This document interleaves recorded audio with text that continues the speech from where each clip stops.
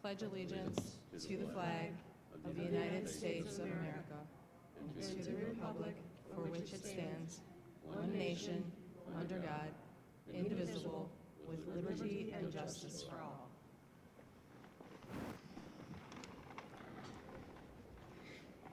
Is there any correspondence this evening? Yes, I'd received some communications, either bus, building, or student-related, and all were either addressed or directed to the appropriate personnel to address. Okay, and are there any agenda modifications?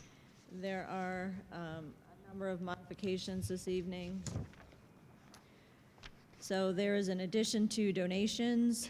There is also an addition to N8B, leave of absence, an addition to N8D1, extended learning and blended learning tutor, an addition to N8D5, substitute teacher, a new N8D9, a new 10, a new 11, and a new 12. Okay. Is now time for the hearing of the public.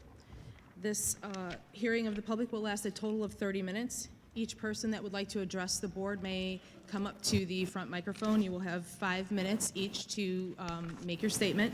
You will be alerted when you have 30 seconds remaining, and we'd ask that you state your name and address for the record before you begin speaking. Mrs. Metzler, do we have someone timing since James is here? We do. Mr. Arndt will be the timer.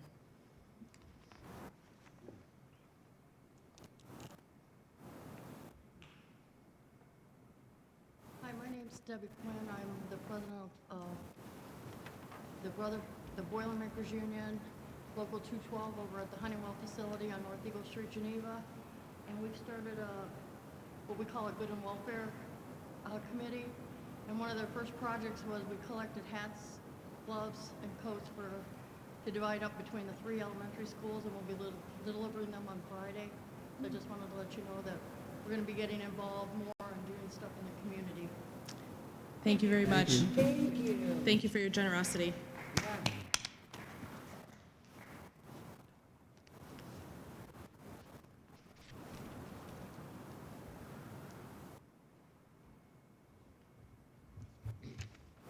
Chris Dodd, 400 Green Ridge Drive, Geneva.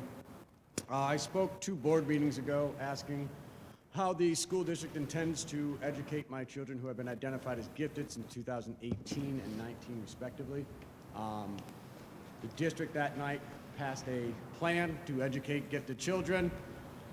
I'm going to bring it to your attention that your plan is actually not being put into action. According to your plan listed on the website, my children are supposed to be in honors classes. In the middle school, it's 6 through 12. We're supposed to be giving honors classes through the middle school. Honors classes are being offered in the high school level. There are no honors classes listed in the middle school levels. I did obtain my one child's WEP, which is his individual education plan, the written education plan, excuse me. I was not invited to the rewrite of this plan. This is the first time it was rewritten since it was originally written in 2018. I was at that meeting. For some reason, the district chose not to include the parents. I do know the law does not require parents to be at this meeting. However, there was no request that we actually be a participant in my son's education. Neither one of them. Furthermore, the objectives and the goals listed on here put no onus on the school district whatsoever to educate my child. One of them is my son will get a 90% or higher on projects. So how is the school actually educating him? That is 100% on my son. There is nothing in there that the school is going to help. The school's plan, I believe, is a house of cards. It is made to look pretty, but it is not actually educating my children or any other identified gifted children in the school district. I have talked to a number of parents. None of them were included in their own children's educational plans. If this is the way the school district wants to operate, that is a horrible way to operate. all of you, if your children had a plan, would want to be involved in that. So I'm going to ask again, what is the school doing to educate my children? Because your approved plan, you're already not following. And on his web, it is actually marked that he is in a regular education classroom. So even the web says he's not in an honors classroom. This needs to be addressed. The only answer this school district has ever given me and my family was, let's advance them a grade. They've both been advanced grades. Now what? I'm told just wait till high school. I'm told advance the grade again. None of those are acceptable. I have been waiting since 2018 for an answer for this. Thank you. Thank you. Thank you.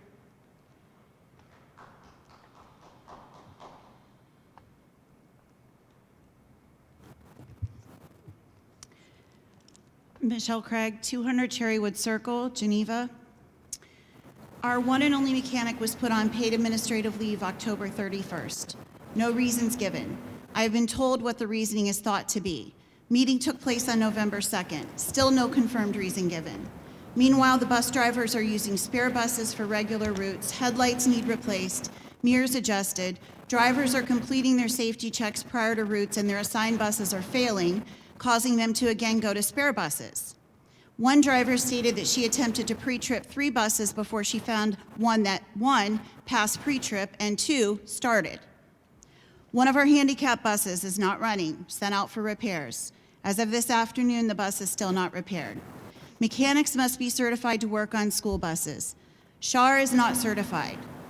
She has no business trying to fix the hood latch of a bus. She's not certified to do so.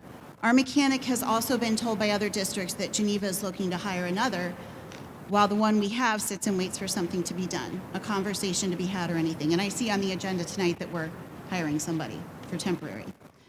I asked this board, what are you going to do to address this? Because that still doesn't solve the problem at hand. Lastly, concerning buses and weather. We're under a lake effect snow warning right now. Total accumulations of 6 to 10 inches. Impacts, travel will be very difficult. The hazardous conditions will impact the Thursday morning commute. Snow rates of 1 to 2 inches an hour. Could we make a decision about school closures before the drivers have arrived, shoveled a path to their bus, started it, and pre-tripped, realize that they still have no mechanic, pre-trip another bus, pull out and are already south of 90? Bus splits, no subs, double routes, and horrible weather going to compound an already major problem. It appears that none of you could care less about the safety and welfare of students, bus drivers, and staff because you're not addressing it in a timely and succinct fashion with school employees, parents, students, and the voting public alike. Tonight's robocall indicated that you were unaware that Friday was already a scheduled day off, Dr. Treharn. Less than 8 hours away from a major snowstorm, and we still do not have a clear plan. 6 a.m. is too late. Buses have already pre-tripped and are hopefully heading south out to Trumbull and Harpersfield and north to the lake. School cancellations should be finalized and robocalls sent no later than 5:30 a.m. Also, just tell us what we need to know in the robocall or text a link. The website is terrible. You cannot find anything on there. Just send a link. Our teachers have 8 grievances. Taxpayers paid for 2 attorneys in November, one to sit with Dr. Treharn during grievances and another to represent our district due to the failure of Geneva Area City School District to ensure that a student's IEP minutes were being met. Principals are afraid to make any decisions, have any conversations due to the micromanagement by Dr. Treharn. You have administrators. Let them lead. They have been here longer than you.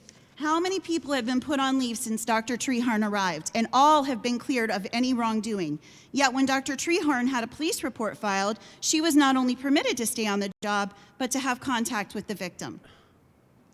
I will close with this. Some quotes from employees of Geneva Area City School District. Quote, I literally hate, and I do not hate anyone, every board member for letting her, Dr. Treharn, destroy us. Quote, it's not public knowledge, but we are on the verge of losing a valuable asset because of her inaccurate interpretation of the contract. Quote, don't put stock in extra security at the middle or high school. High school had none today.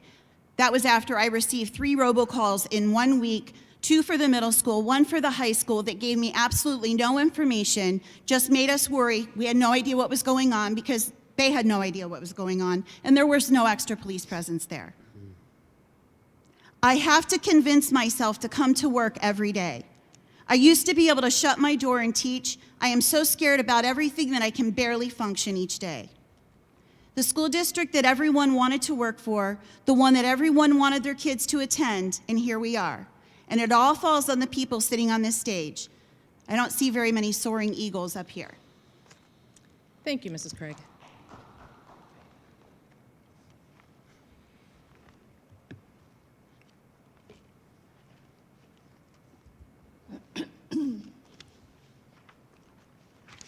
Hi, this is my first board meeting and I'm losing my voice. But I have to say, after hearing these two stand up and talk, I'm having the same problems. I'm fighting for my son to get I'm an sorry, can you education. state your name and address, please? Thank you. My name is Amber Lamphere. I live in Geneva. I'm currently fighting for my son to get an education. I don't blame the teachers. The teachers are doing the best that they can, but I'm fighting for him to start getting an IEP because he is severely ADHD. And he can't even get his person in to help him because we don't have the people that want to come work here. When I went to school here, it was one of the best schools in the state. I took 2 boys out of this district because you guys can't educate them. But yet, I didn't want to have to do that, but I had no choice because they need an education. And now I have, my kindergarten was left behind by the bus. The bus came 20 minutes early. I was supposed to have him out 20 minutes before he was supposed to be there. And he fought. ADHD, he'll run right on the middle of the road. But that's what you expect us to do. So what are you guys going to do to help us educate our kids? Thank you.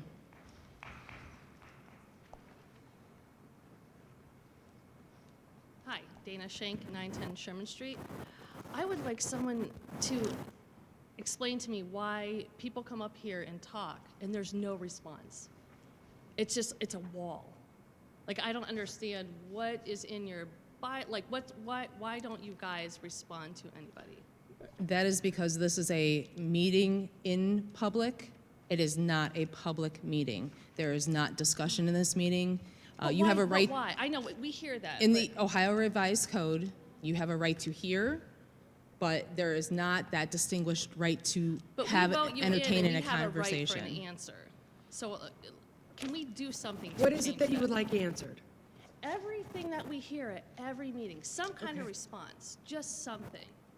Because we don't get responses to so many things. Ma'am, And it's really frustrating. I have Like, answered every single phone call to my house, and I answer That's great, but on a emails. public No, platform, that would be when wonderful. if somebody calls me up and asks me a question, or stops me and asks me a question, or sees me and asks me a question, or however they want to do it, I answer them. We can't do it here. We But put you should. answers. I'm We just- put answers on the website. We put answers to. I collected about 20 questions.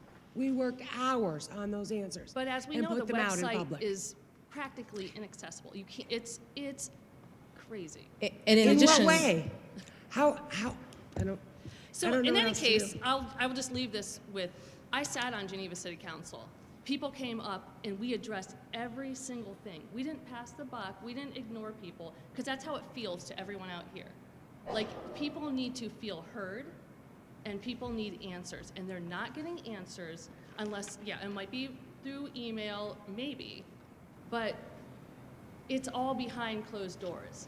Everyone needs to be accountable for what they are doing and what they are saying to the public. And I'll just leave it at that.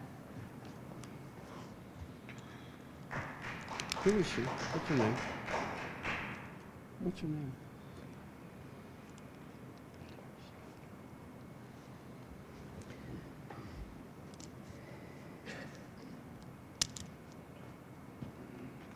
Kenny Bird, 5724 Lake Road Can you East. speak up a little bit, please? I can't hear you. Kenny Bird. Can you hear me? not really. Not really. If you can maybe step closer, I'm not sure if that mic is not adjusted properly. Kenny Bird, Okay. 5724 Lake Road East. So what I need, I don't really know how to follow up with none of that, because that sounds like y'all got some heavy stuff on y'all plates. but who's like the person in charge? Like who sit? Do you sit at like the head of this board? No. Sir, we have a superintendent sitting here, we have our treasurer sitting here, the rest of us are board members, and I am the board president at this time. All right. So, what policy do y'all have in place to supersede a court order? I don't have an answer for You're you gonna at have to this be more time. specific. What policy do y'all have in place to supersede a court order? I heard that A part. standing court order. What court order have we superseded? Mine. Okay, You've violated it for weeks now. Like, this is, legally, this is like literally what I gotta do before other proceedings start to take place. Like, I gotta have conversations with, like, you know what I'm saying, up the chain, so like, we don't talk no more. So like, I've talked to the principals, the superintendent, and the other one.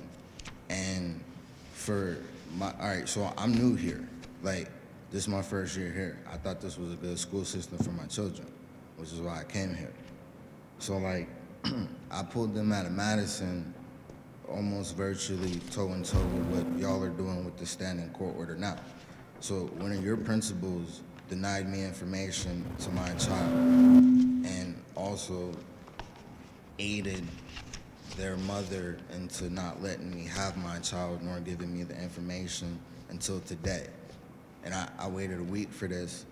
So like, basically, right, the high school principal and the middle school principal, like, they good people. Like, they all right. Like, I'm cool with them. But for the actions of the elementary school teacher and the resource officer and lightweight the secretary, I need to know for y'all to violate a court order, a standing court order, a decree, an addendum as well. What policy do y'all have in place to supersede that? That's my question. I don't think any of us have an answer for you this evening. I mean, our policy manual is No. not known verbatim by any of us. I understand, but to violate it, what policy you already got in place to supersede that violation? You see what I'm saying? no, I don't. All Sir, right. please tell us what we did to supersede a court order. A standing court order. Yes. Okay, so I haven't had my kids for a month, and I've been trying to work and navigate through a whole lot of different scenarios based on a whole bunch of frivolous stuff.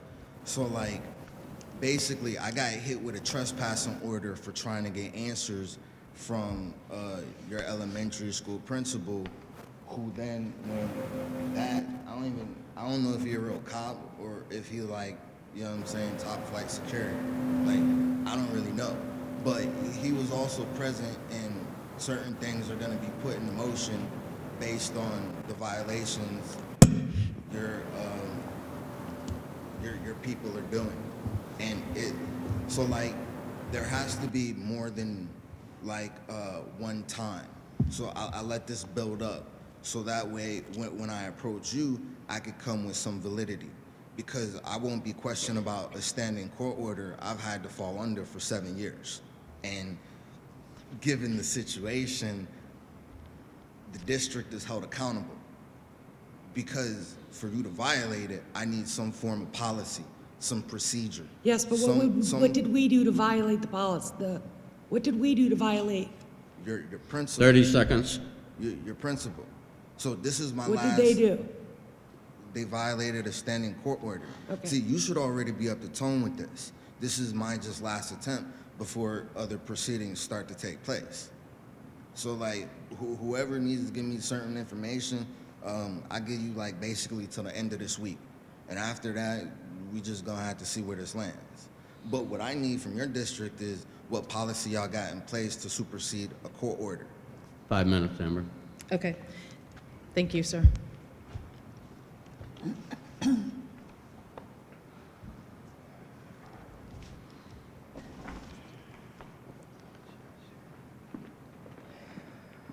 Good Good evening. Good evening. Can you hear me?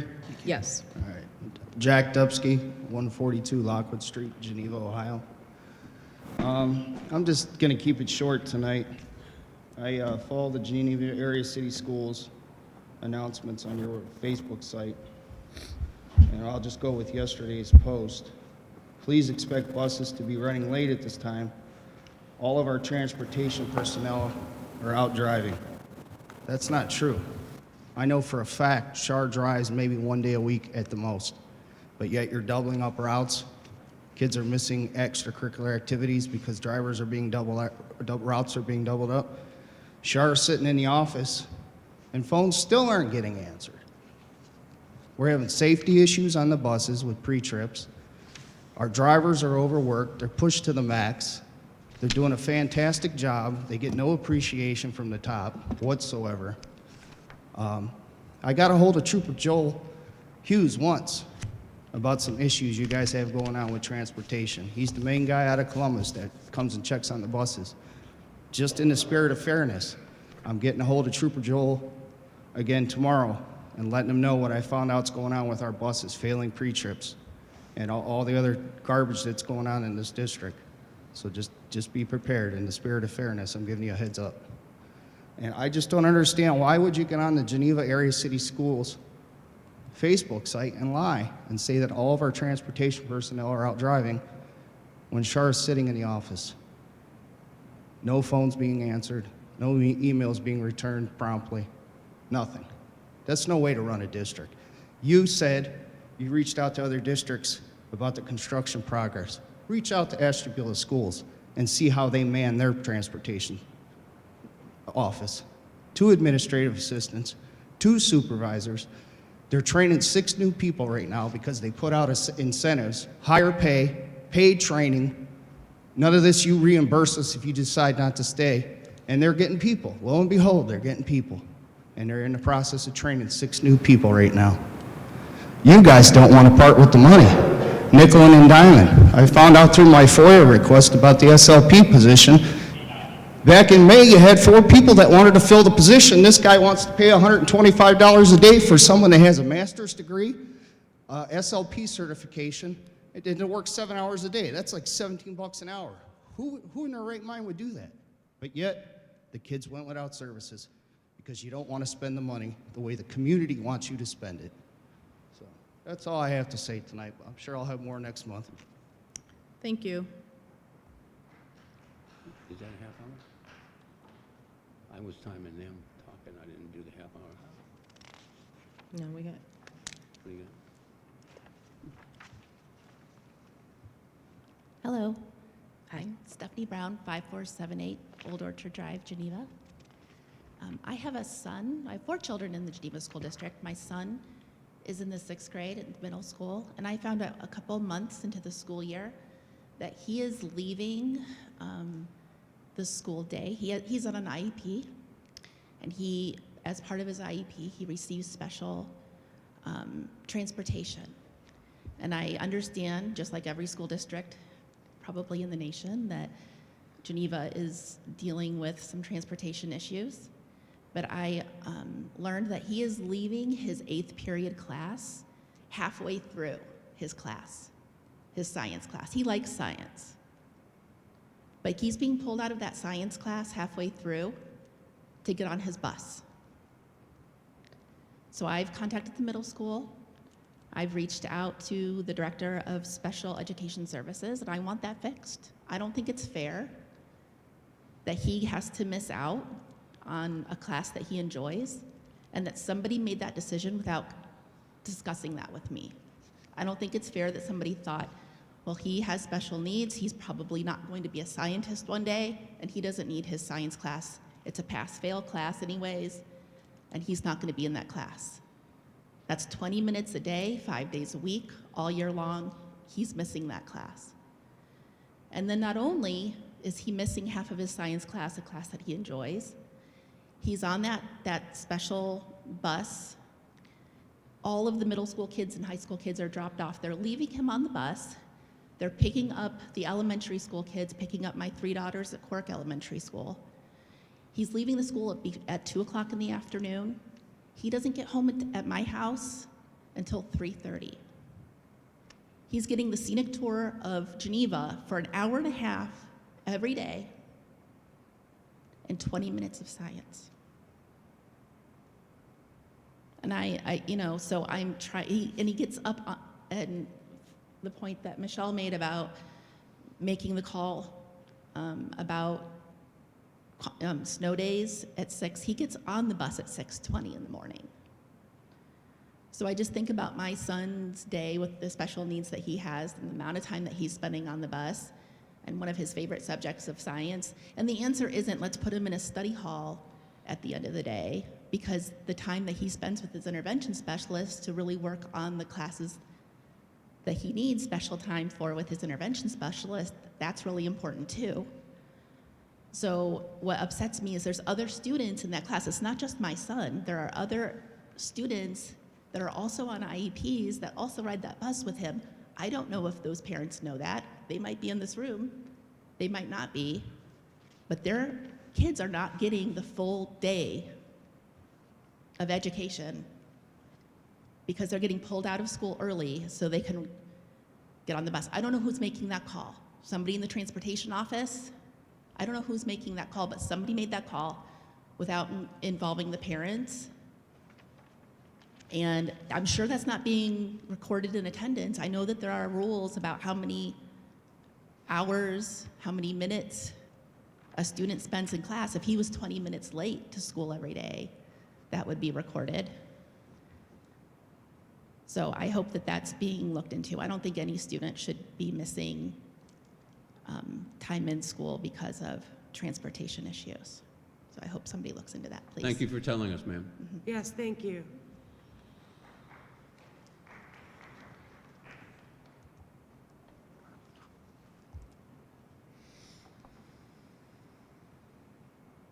Chris Dodd, 400 Greenridge Drive. I'll make this quick just to address something that was said earlier. I have asked numerous times what the school district is going to do to help educate my children. I have not received an answer. However, if the school board would like me to start emailing each individual member daily, if that's what I need to get an answer, I will be willing to do that. But I have not received an answer from my inquiries. I just wanted to make that known as a public record. Mr. Dodd, our answer was implementing all of these system that, yes, isn't fully in place, I guess, but we are working on it. That was the answer. And the district's been working on it for 4 years. Okay. And I'm just saying that was the response. okay. So you're not educating my kid is the response. No, we have implemented a whole system to educate our gifted children. That's our response. And the system currently right now is not in place to educate my middle school child, correct? Not fully. So the district is doing nothing to further my education of my gifted kids in middle school. If you say so. No, I want to be clear about that. Do you have honors classes in the middle school right now, yes or no? No. Does your program, your board approved, does it say that is how you're going to educate gifted kids? I'm not sure. I don't have it memorized. It's 100% true.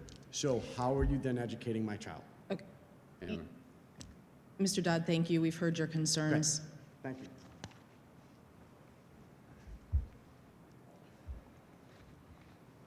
We are out of time on this 30 minutes of the hearing of the public, and we will move on with the remainder of our agenda. We would need a motion to approve the minutes. I'll move. Second. Any discussion on that? Roll call, please. Mr. Arndt? Yes? Ms. Fisher? Yes. Mrs. Metzler? Yes. And Mrs. Milliken Dixon? Yes. And we need a motion for the treasurer's financial report. Move. Second. And discussion. A roll call. Ms. Fisher? Yes. Mrs. Metzler? Yes. Mrs. Milliken Dixon? Yes. And Mr. Arndt? Yes? A motion to approve the invoices. So moved. Second? Discussion. And roll call. Mrs. Metzler? Yes. Mrs. Milliken Dixon? Yes. Mr. Arndt? Yes? And Ms. Fisher? Yes. And Mr. Lillie, the informational items this evening? You see several donations listed to the middle school cafeteria to help students in need, and then some cheese curls donated by the Augustinskis, former GH graduates, to GPS and GMS cafeterias. I also distributed to the board at the beginning of the meeting 2 spreadsheets showing a transportation expense summary, giving you different categories of personal services, fringe benefits, purchase services, supplies, materials, and capital outlay, and showing how those have compared from year to year. And then also one that shows a breakdown of the supplies. Mr. Arndt, I especially wanted you to see this as you had asked the effect of the increased price for fuel, and you can see how much more it cost last year compared to previous years for diesel and for gasoline. Now, aside from the price, there's a few other things that sometimes drive that up, one of which is the timing of the deliveries. For instance, if we got a delivery at the very beginning of the year and at the end of the year, it might be a higher cost in one year than another. Also, in this particular case, that would actually come down a little bit to about $99,000 as we had some refunds on our Ohio Department of Taxation motor fuel tax that they were slow processing. So what we should have received prior to June 30th didn't come till August. If it came in the year that the expenditure was made, it would reduce that expenditure. When it comes in the following year, we have to treat it as a refund of a prior year expenditure and receipt that money in. We also have shared services with the city of Geneva, and they got behind on the reimbursements for that. We bill them monthly, and so the May bill wasn't also received until after June 30th. So those would have reduced the cost to $99,000, but you can still see that the increased cost of fuel does drive that up.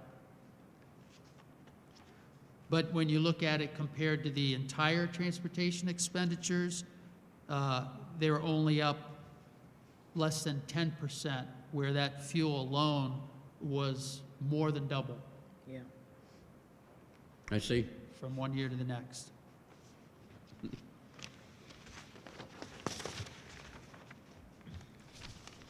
That was all you had, Mr. Lillie? Yes. Okay. Mrs. Dixon, the legislative report this evening? Thank you.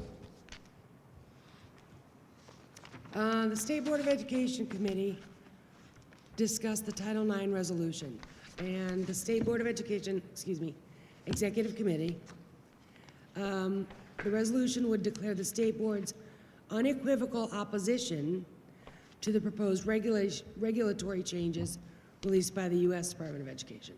So our Ohio Department of Education has unequivocally opposed the U.S. Board of Education's Title IX changes.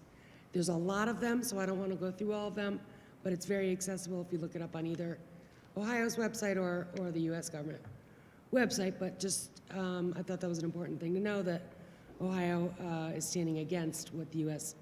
BOE has recommended. HB 739 was introduced to prohibit a public or non-chartered, non-public school from discriminating against an individual based on COVID-19 vaccination status. SB 365 was introduced to require the state board to update the standards and model curriculum for financial literacy and entrepreneurship in grades 9 through 12 to include free market capitalism content. And that's all I have. Thank you. Thank you. Ms. Fisher, the ATEC report? Yes. Tomorrow, the sophomore showcases will start, and this is a trip to ATEC for the sophomore students to be able to view the various opportunities there and help them make decisions as to whether they want to attend on their junior and senior year. Tomorrow, they'll have Conneaut, Edgewood, Grand Valley, and St. John. Others will be scheduled to visit next Monday and Tuesday. On December 8th, we're going to have a return to normalcy out there.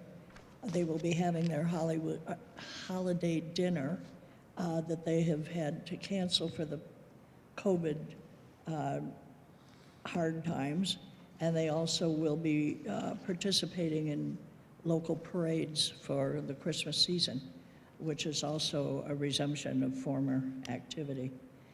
On December 9th, here at the middle school will be Reality Day, which I have taken part in. I believe this will be the 7th year, where the 8th graders come in with a monthly salary and various stations with monthly bills. And we get to see how well they can budget and plan ahead. And it gets to be fun, really fun with these kids. I had one young man that came up and said, "Can I get rid of my kids and sell my house and car and join the Army?" And another one came up and said, "How about if I sell my house and give my wife the kids and I go live in a van by the river?" So it really does open a few eyes when it comes to young, naive 8th graders. So that will be taking place on December 9th. And that's it. Thank you. And the report of our superintendent? Yes, first we're going to have a presentation on a multimodal path. So I would like to welcome Jeremy Schaefer and Jesse Spurlock from Geneva on the Lake, who will be giving a quick presentation on this. They will be submitting a grant application that I'm sure that they're going to talk about and are requesting a letter of support from the district. So Mrs. Leonard and I have already met with them and spoke with them, but I asked that they come out and share some information with the board as well. So thank you for coming out this evening. Thank you for the presentation. My name is Jeremy Schaefer, Village Administrator. We're working on a project to extend a multimodal trail from Township Park in Geneva on the Lake to Spencer or Platt Elementary. It would end right at Geneva City around the bridge. It's about a $1.5 million project. $1 million of the project will be for the trail in Geneva Township. $500,000 would be for our project within Geneva on the Lake. One of the things that we want to do is let you know that no matter whether we get this grant this time, we're going to continue in Geneva on the Lake to make this a reality. We know it's been a long time discussion to have a multimodal trail, or at least a sidewalk extending from Geneva on the Lake to the city. Also, that would help connect, I believe, a trailer park and some of our residents to Geneva City. The first, I guess, grant application is due December 9th. It's part of some of Ohio's money to give to the Appalachian community. We're actually partnering with Metro Parks and Inspire, Geneva Township, and Andover. The total ask, we don't know what it's going to be. We're just telling you our portion at $1.5 million. We think it's going to be like $20 or $30 million worth of parks commitment for just Ashtabula County and possibly some adjacent counties in the request. So what we're specifically, I guess, requesting from you is, one, a support letter to apply for the Appalachian Community Grant coming up with probably Metro Parks as the lead. And then second would be a second letter just supporting the project overall, so we could ask for other grant asks that aren't specific at this time.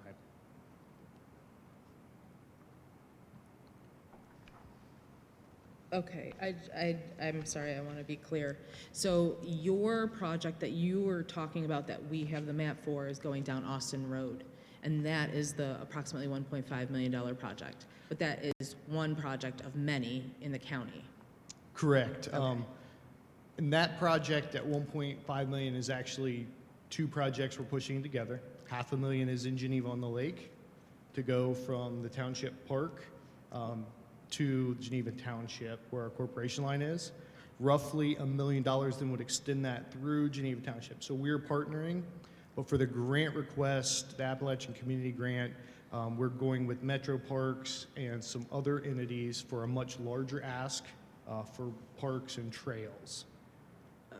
In other areas? In other areas. Okay. We're just asking for you to support our portion of the project because we'll submit it to them as a bigger ask. Okay. Under the name of the Appalachian Community Grant. Okay. And that would be one thing. The second would be just a support letter supporting the project so we can do other grant asks outside of the Appalachian Community Grant. we figure we killed two birds with one stone tonight. And so did I hear that you said that the grant has to be in by December 9th? And so you would need these letters of support prior to that? Okay. Mr. Lillie, if we do letters of support, is that something that we have to vote on tonight to? You usually have. We take a motion to authorize the superintendent to write a letter of support for the projects mentioned, and the superintendent could work with Mr. Schaefer and Ms. Spurlock on the content of those letters. Okay. Does anybody else have any questions for our guests? Do any of you feel that we're in a position to offer up a motion for these letters of support? I move that we do, yeah. I move that we write a letter of support for Geneva on the Lakes project. Second. Okay, is there any? Clarify that you mean both letters, correct? Oh, 2 letters?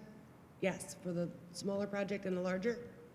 2 letters? Yes. Yes, please. So one would be for us to apply for the Appalachian Community Grant Yes. as a larger project, and then specifically naming the Appalachian Community Grant in the letter. The second one would just be a general letter of support for the multimodal trail that we could use for other grant requests that we don't yet have in front of us.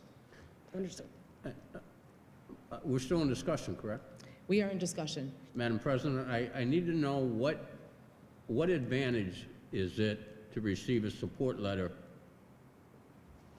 from the school superintendent to a project on Austin Road to the lake? Can you speak to how that would affect your grant? Yes, so for any Application. grant request, it just shows community support. The way this would affect you is ultimately it would connect the elementary school to the lake and the lake to the city. But it shows community support generally. And I would also say that there is not currently, to my knowledge, a complete sidewalk of any sort going from GPS to the manufactured housing community that's on Austin Road. That's true. Yeah. I live with the sidewalk that a lot of that property is Geneva Township, down Austin Road. The ultimate destination may be Geneva on the Lake, but it's going through Geneva Township. They don't maintain no sidewalks now, absolutely none. No maintenance whatsoever.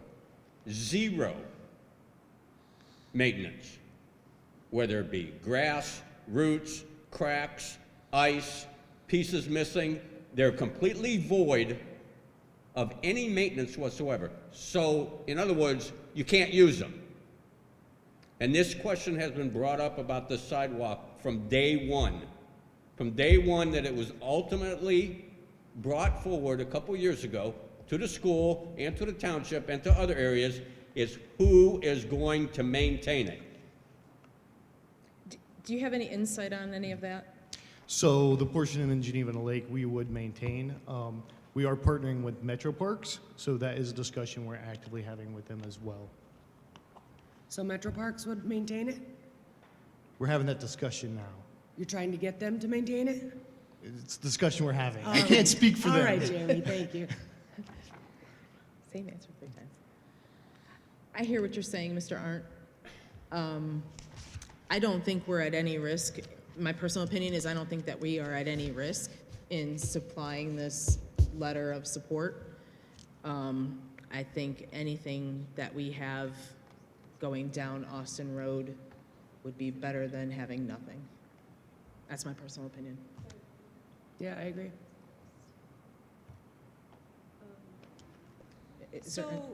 Hi, Rick. I'm Tiffany Miller with Township Trustee for Geneva. This is the question I've had about this with the sidewalks too. We are trying to find a way to build them so that we could plow them or something, because this would be a special path. It's different than the sidewalks. because we're not building it the same as a sidewalk. But we're still trying to find out more information. And I wrote down that so that we can make sure to address it when we talk further. If that helps. Is there any more discussion? No more. Okay. Then we'll call a roll call on that motion for the letters of support. Mr. Arndt? No. Ms. Fisher? Yes. Mrs. Metzler? Yes. And Mrs. Milliken Dixon? Yes. Thank you very much. Thank you. Thank you, folks.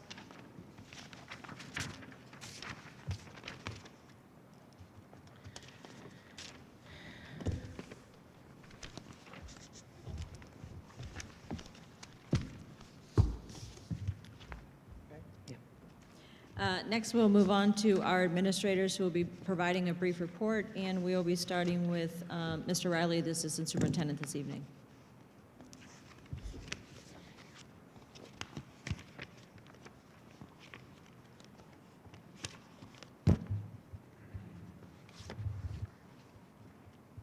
Good evening, everyone. Hello, Mr. Riley. Hello. In your packets, just a couple of quick items. We did have a gifted parent meeting that was held on November 3rd at Cork Elementary. We had over 50 families that were in attendance. That far surpassed what we were thinking was going to be there, especially since it was almost 65 degrees outside on that evening, unlike the predicted 10 inches of snow that we are anticipating at some point in the next week or so. However, I listed there the topics that we had gone over. We went over the gifted identification process. We just didn't go over every page of that document. However, we did hit the highlights of it. We talked about some of the characteristics of a gifted student. Mrs. Hunt from the ESC was there with me, and she helped with the presentation. She talked about the high-achieving student versus a gifted identified student and those characteristics. We addressed the strategies to support the gifted student at home, and we talked about how important it is for the school district and the families to work together as we educate the student in that population. We also finally provided them a litany of resources that were both locally and nationally out there. So we did get a wonderful feedback from the families that were in attendance. Many had questions during the open question session at the end, and several came up to myself and Denise Hunt for some follow-up questions, and they were very supportive and got a lot of takeaways from the evening. The second thing, and I've included this in your packets, is a copy of the Professional Development Day schedule that's upcoming on this Friday. The certified staff are going to be going through either gifted competencies with Denise Hunt, technology integration with Eric Kurtz, or writing strategies across the curriculum with Dr. Lori Wilfong. All of our intervention specialists and K-2 teachers are going to be starting to go through their dyslexia training. Classified is going to go through some ALICE training with Mr. Mark and John, and I believe our SRO, and also the SNAs and the EAs are going to get CPR and AED trained moving forward, but also the trauma-informed care with Susan Beebe. So the schedule is there for your attachment. A lot of work went into developing it, and we're looking forward to Friday's endeavor. And finally, on the second page, just a testing update. Third grade has done their testing. I've listed the fall, high school, and of course dates, and the results when those are projected from ODE to come out to us. And also that recognize that the middle school students were working through the Restart Readiness Assessment Program and using that information to support kind of what they're doing moving forward. My first role, or my first endeavor here, I guess, as district test coordinator, couldn't be more happier with how it's gone so far, and I really appreciate the building test coordinators, all three elementary principals, obviously Mr. Mollahan and Mrs. George at the middle school, Mr. Mansky at the high school. Without them doing all the things behind and getting all the details, we wouldn't have been as successful as we are right now moving into the fall testing and kind of getting our way. So a lot of communication has happened, which is great. I'm just looking forward to working through that as we move forward. That is all I have tonight. Thank you. Thank you. Next, we have our Director of Student Services, Mrs. Porcello.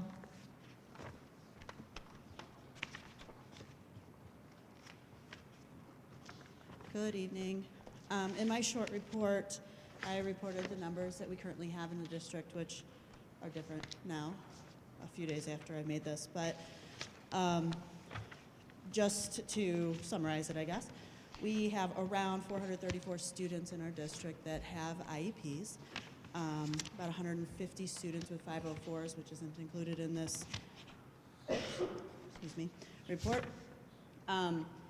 The number of meetings that have happened so far are around 325, plus some that have happened since, I wrote this report. So it's a lot of meetings that are happening. The intervention specialists are working very hard to make sure that documents are done on time and are thorough, as well as the principals, related service staff, and anybody involved in the IEPs and the 504s, making sure those are happening as scheduled. I wanted to give special thanks to Brittany Savage and the GPS Student Council for getting the Eagle Cart together. It's a reward system that they use for PBIS.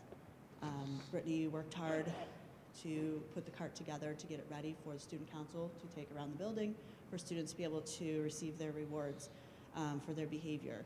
I also want to thank Marie McGee, Paula Korvig, Jen Limpert, Missy Doherty, and Amy Berzanko for their work with the virtual speech that we've had going on for about 6 weeks now.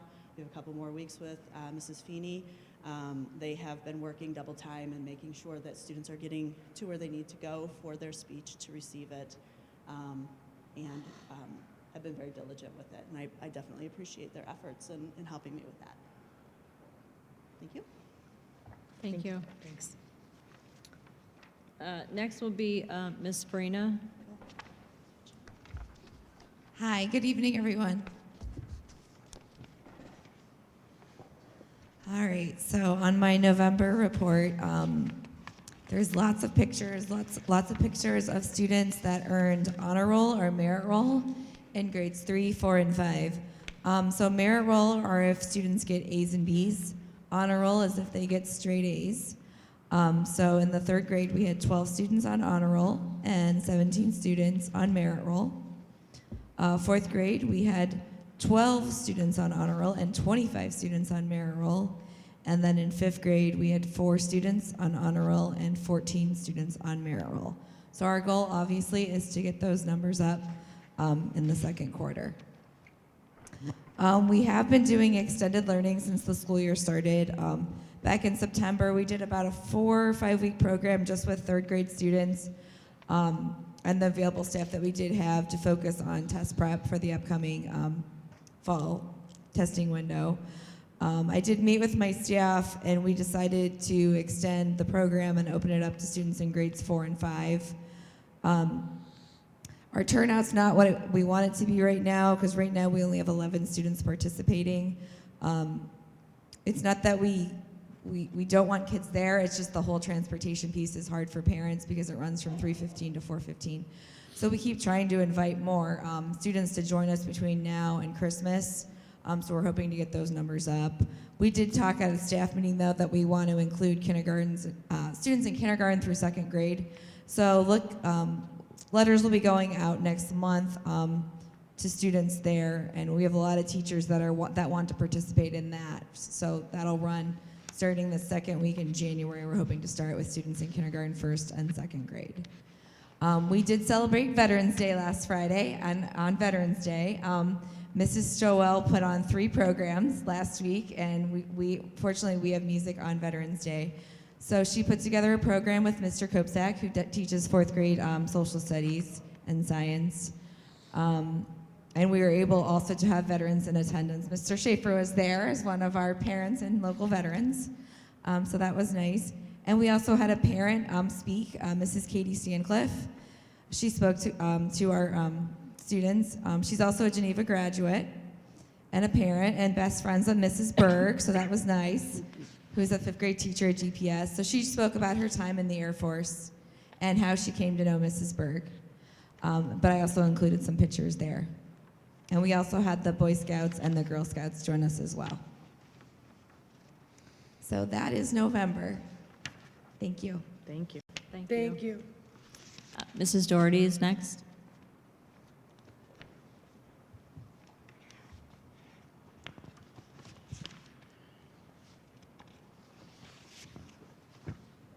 Good evening. Good evening. And I'm going to repeat, which we're probably going to do. Of course, Mrs. Stowell did it again. She created a wonderful Veterans Day program, same platform, and our wonderful PTO provided a breakfast. We also had a parent, Mr. Benetka, who spoke. The students, you could tell that they were practicing their songs. Fourth grade sang a song, and then all of us got up to sing America and America the Beautiful.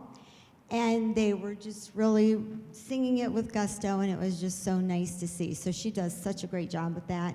We had quite a lot of people turn out. My PTO president's here, and they worked very hard to get all that set up, and I think everybody really appreciated that opportunity. And of course, she does her slideshow, and it's a very nice occasion.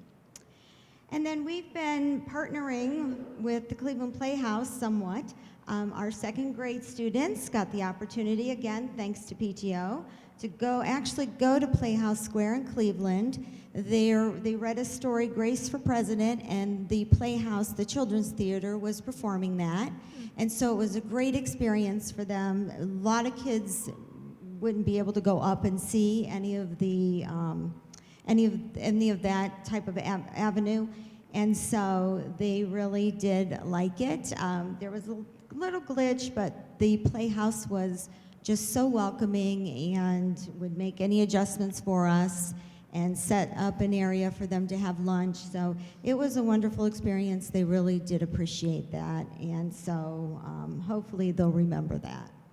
Also with Playhouse Square, our fifth graders, they didn't go, but they do have a virtual series, and Mrs. Kirk purchased, you can view it, it's the American Revolution Theater, Theater Unspeakable, and it was different as well. So it was another different thing for the students. All the actors were on one platform, and they were acting things out, and so it was quite an experience for them as well. So it's nice to get the acting bug in with our students here early on. And then Mrs. Wilbur in second grade is keeping up with her Career Fridays. She is trying to every Friday bring in a career speaker. She had somebody from JCI Contractors just this past Friday, and he had blueprints and everything, and the kids were asking the best questions, and I bet 2 or 3 of them want to be contractors when they grow up because they were so into it and excited. So it's nice to bring in the outside into our building so they can meet the kids, and the kids can experience different careers out there. Our kindergarten class has been busy. They had an election for favorite cookie, and they charted their results. Also, they had a home project, school-to-home project with the turkey project, where they were asked to help the turkey from being eaten for Thanksgiving, so they had to disguise themselves. So parents and child did decorate with anything they had around the house to disguise their turkey, and then the parents did write a little story on what they came up with, why that turkey was in disguise. So there's some pictures on there, some really cute turkeys that they worked on, but trying to make that homeschool connection. And Mrs. Bordeaux is at it again with her literature circles. She gets so excited about this. It is very exciting because this is another opportunity for us to bring parents in. The students work on a book together in a circle, then they create commercials, and we invite parents in to watch their commercials to try to sell that book for others to read. So we have that.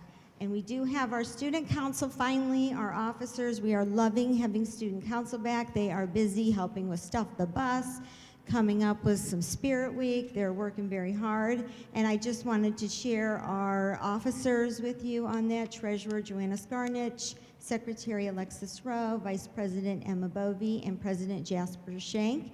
And the students had to get up and give speeches to grades 3 through 5, and they did a great job with that too before the voting. And they also created posters and went through that election process as well. So that's some of the things happening at Cork. So thank you. Thank you. Thank you. Mrs. Brzenko?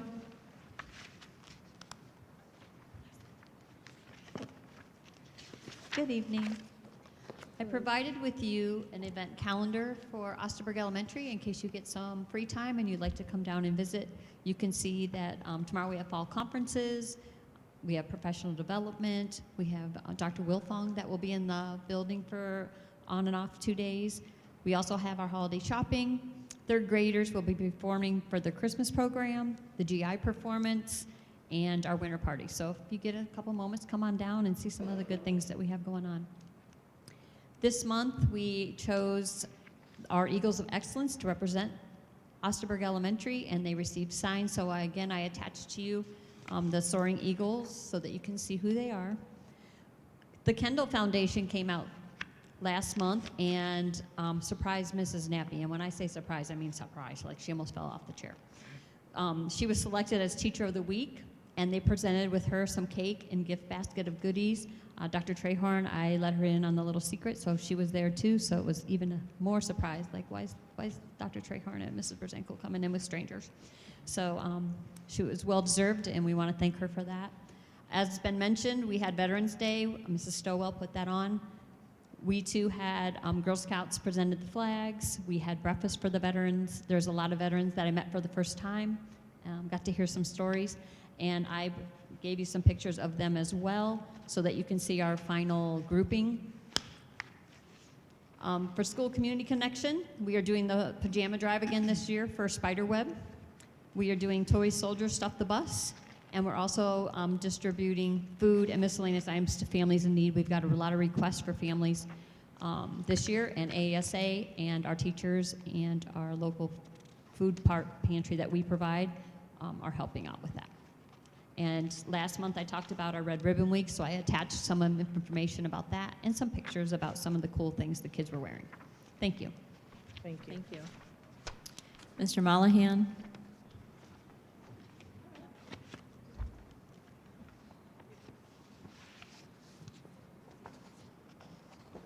You never need to apologize to me, Mrs. Doherty. Good evening. So in your guys' packets tonight, we have some restart readiness data. We have some information about our PBIS program that Ms. Lamers is kind of spearheading in our building. We have some positive highlights in terms of some school supply donations we received from Geneva Police Department and also Madison Walmart that some students helped unload, and even Mr. Arndt was in our building that day, so he helped unload those paper supplies as well. So there's some pictures of you and I in the truck, sir. And there's also some information on some experiments that Mrs. Seams was doing with her 6th grade science class. But I wanted to spend my time tonight to talk about our safety drill that we had on November 4th. So I first of all want to thank Mr. Mark John for all the help that he gave me in planning a drill of this magnitude. As a teacher, I have been a part of drills such as this. But as an administrator, this was my first time in having a drill of this magnitude. So needless to say, it provided me a lot of sleepless nights and a lot of anxiousness. Part of my job that I take extremely serious is that when I talk to parents and I talk to students, I do so in the way that I would hope my child's principals talk to them, treat them, handle them, in the way that I would expect that principal to speak to me. So a lot of care, a lot of time, and a lot of effort was put in the planning of this drill to make it not just beneficial and useful for our staff, but most importantly, provided a sense of comfort for our students, considering that the drill we were planning for, unfortunately in 2022, is something that schools need to be aware of, and that is somebody being in our building wanting to cause harm. I'd also like to thank Mr. Weatherholt for sharing with me all the information and with the drill that he did in 2018. I believe it was 2018, right? So we kind of did a modified scaled down version of that because from a sensitivity standpoint, I did not feel to the extent that Mr. Weatherholt went with his, that was appropriate for our grade level. So what we wanted to focus on was our lockdown procedures, which also gave us a great opportunity to test our door barricades that were so generously donated and supplied to us a few years ago.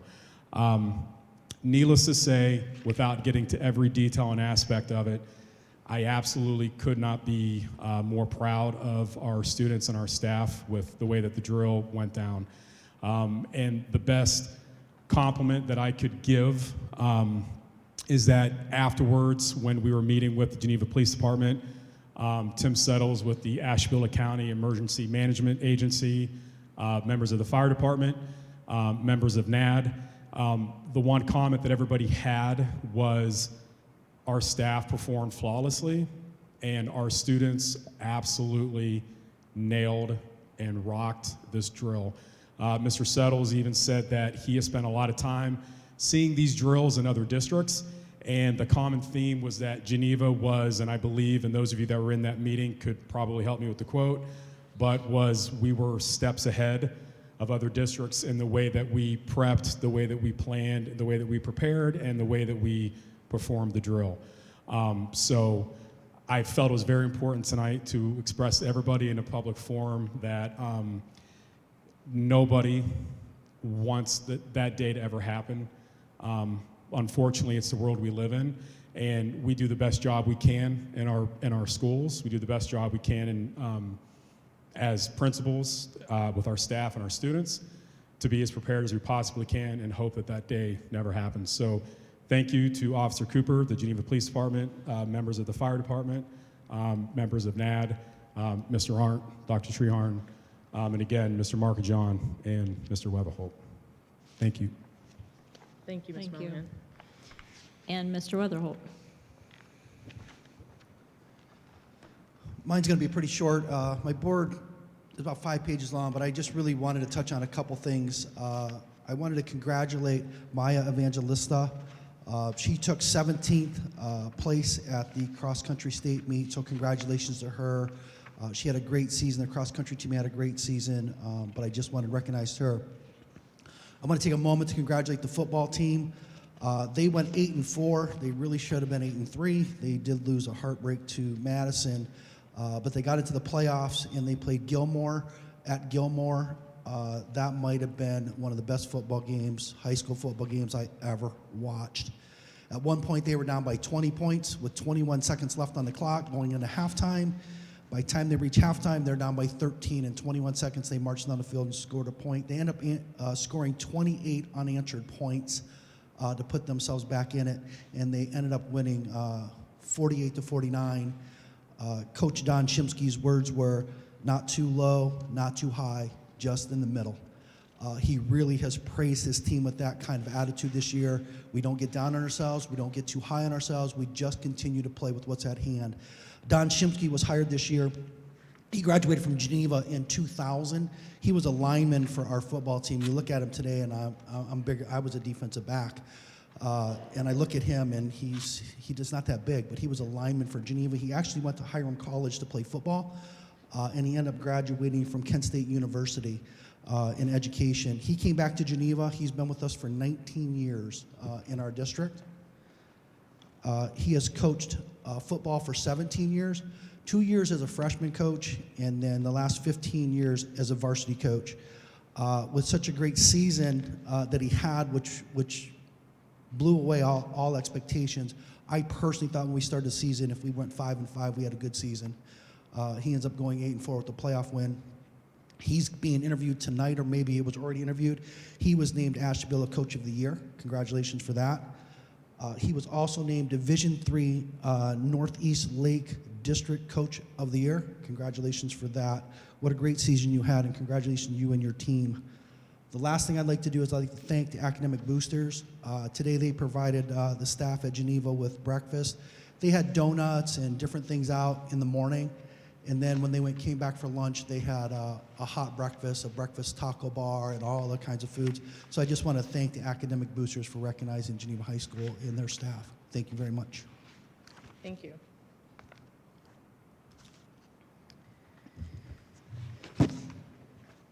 Okay, we are moving on to a policy that's enclosed. I'll let Dr. Treharn get that started. So this is policy 0169.1, which revolves around public participation at board meetings. And we put this on the agenda because we wanted to have some discussion about potentially changing the policy so that it is more productive and effective moving forward. So I know that Ms. Fisher, I think, wanted to share some information on this. Yes.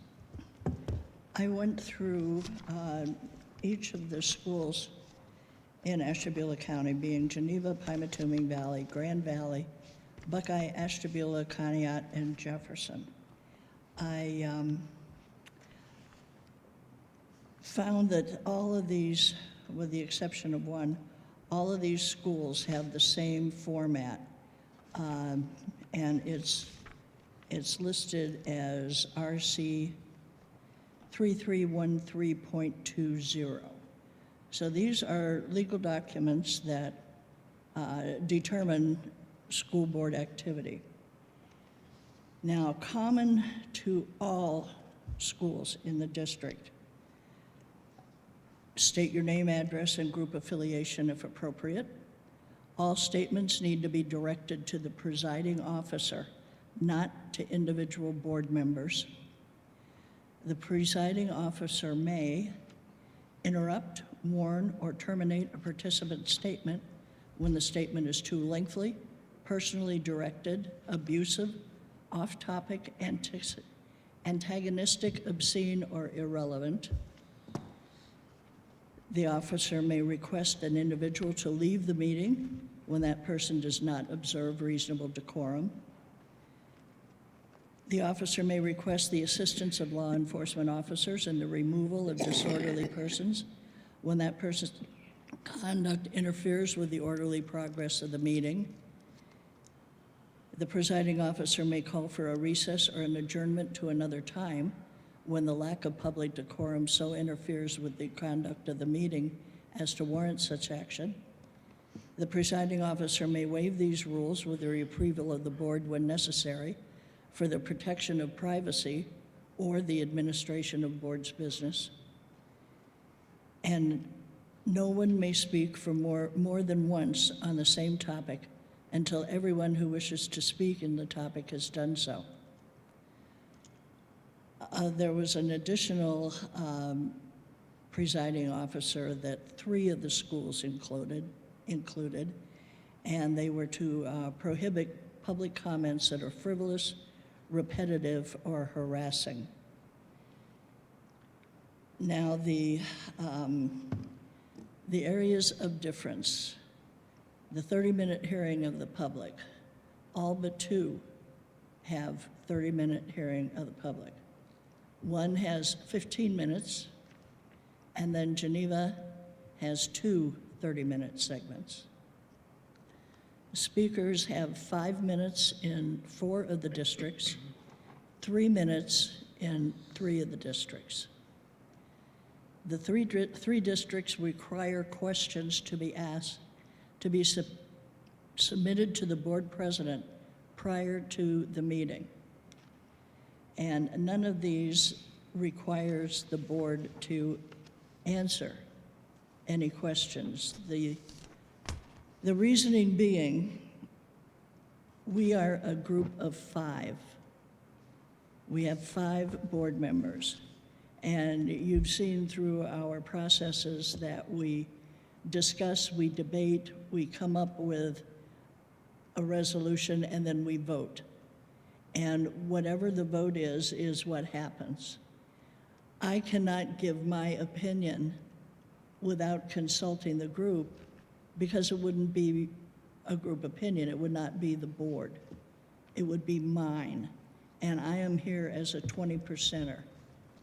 So if you ask us a question, we have to discuss it. We have to give pros and cons. We have to come up with the solution or the resolution or the answer for our particular school district and our particular needs. And then we vote. And as you saw tonight, we don't always agree, but we have to have 3 in order to have a resolution to pass. So we are not silent because we want to be, because believe me, sometimes I really have stuff to say, but we cannot, because we are not, we haven't gone through the process that it has to go through. Now, one thing I found interesting is that all board meetings are on once a month, Tuesday, Wednesdays, second Tuesday, third Wednesday, except Conneaut, whose board meetings are on the third Wednesday of every month at 10 a.m. So they did not have much of a policy on hearing of the public. So, my report. Thank you, Ms. Fisher. We do have some additional information that was provided to us in our packets from Dr. Treharn. Do you want to speak to any of that? A lot of the districts that I had looked at were some of the same ones that Ms. Fisher had reported on. I did look at districts outside of our county as well. The majority of the ones that were outside of the county were 30 minutes, and the participant duration was 3 minutes. Some have restrictions that the participant must be a resident, legal guardian, or staff member, guardian rather, or staff member. In regards to attendees must register their intent to participate in the public participation. There were 3 districts that did have that. 4 districts did not, of the ones that I'd looked at. Only us and Dublin, of the ones that I looked at, permit audio or video recordings. The person operating the recorder should contact the superintendent prior to the board meeting. And I would say the rest she had already commented on. Okay.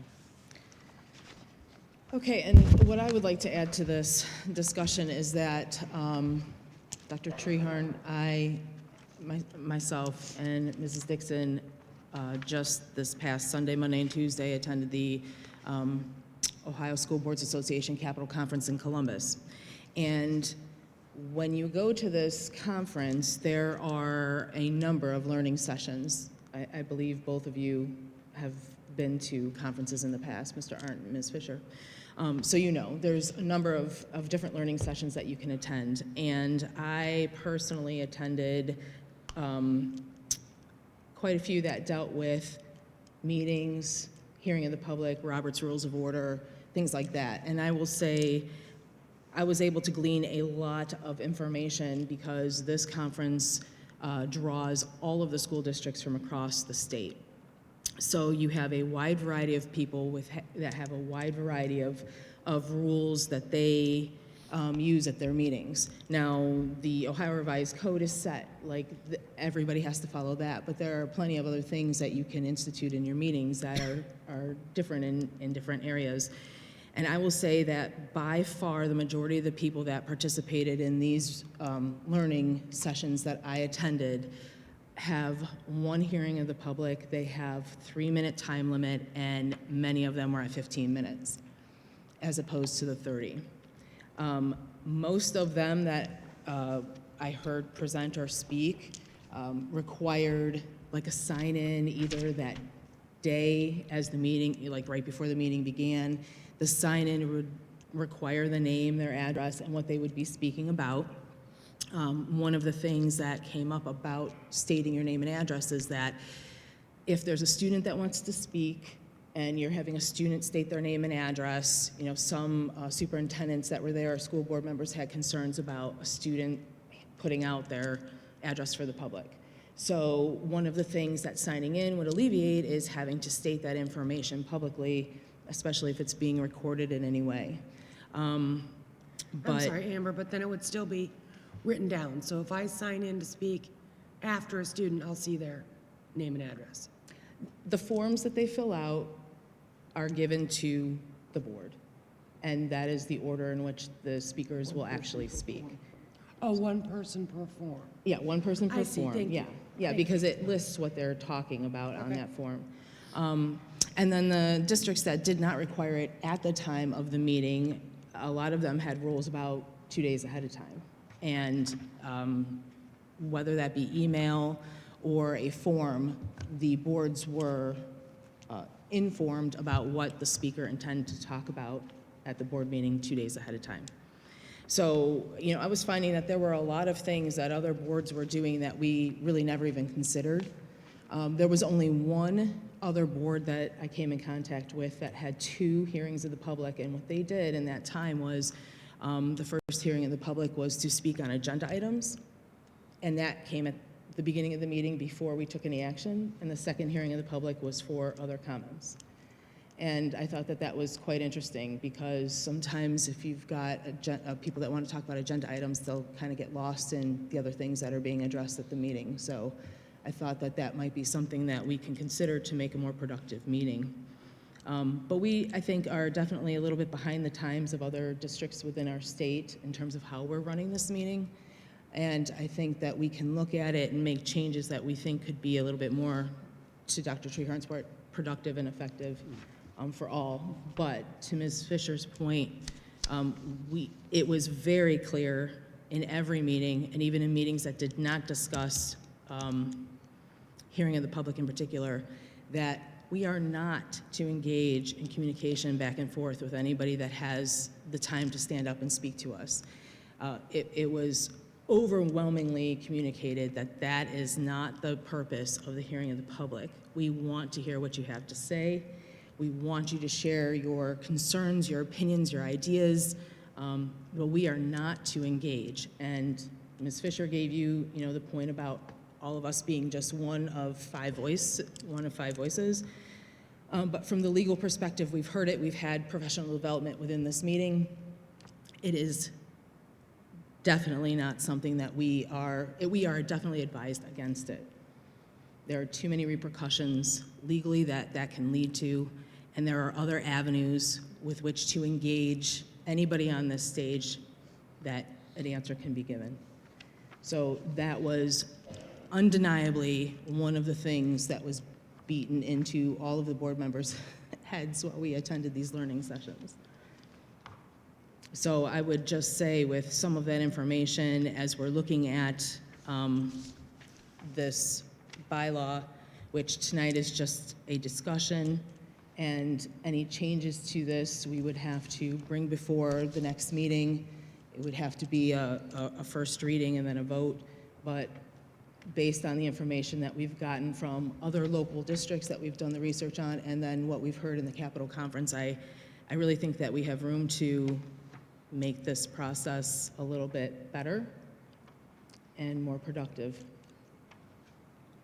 Does anybody else have anything that they want to discuss on this? Thank you, Amber. Thank you, Sally. Well, and as you saw tonight, it's difficult. I want to answer. If I have an answer that I think is appropriate, I don't like sitting here and that's why they pound it into our heads at the conference, because we're not supposed to. But it goes against my nature. So I apologize for going off the rails a little bit tonight, but I want to answer the questions that are posed to us, and I think it's important that we do that. Yeah, and I mean, I can echo the same thing. As an observer in this room for 10 years before I was on the board, I felt like, why is nobody answering? Why doesn't anybody care? Why are they just sitting there looking at us saying thank you? And I felt if somebody else had a question and I wasn't the person asking the question and they received an email response to that question, I would never know the answer. Never came back around. So I understand the perspective a lot better now, understanding the laws and what our attorneys are telling us is the purpose of these meetings. I will say that, we have tried in the recent past to address some of the questions that are asked at meetings, not necessarily in that meeting, but at the end of the following meeting, where we circle back around to different questions that were asked. There were a number of ways that we've tried to get around the rule that we can't respond as we sit on the stage. And clearly it's not enough for the people in the public when we try and tell you why we can't and how we are. But I think that in reviewing this public participation policy, it comes from a place of none of us like to sit up here and not say anything. None of us like to have you ask us questions that we can't respond to. And certainly we want to address your concerns. We all want that. And so we're going to try and adjust this policy, and we may not still be able to address your concerns in the moment, but we are still continuing to attempt to have more open and transparent communication. That is a goal, and it's one we're still working on. It is not perfect, but we're still working on that.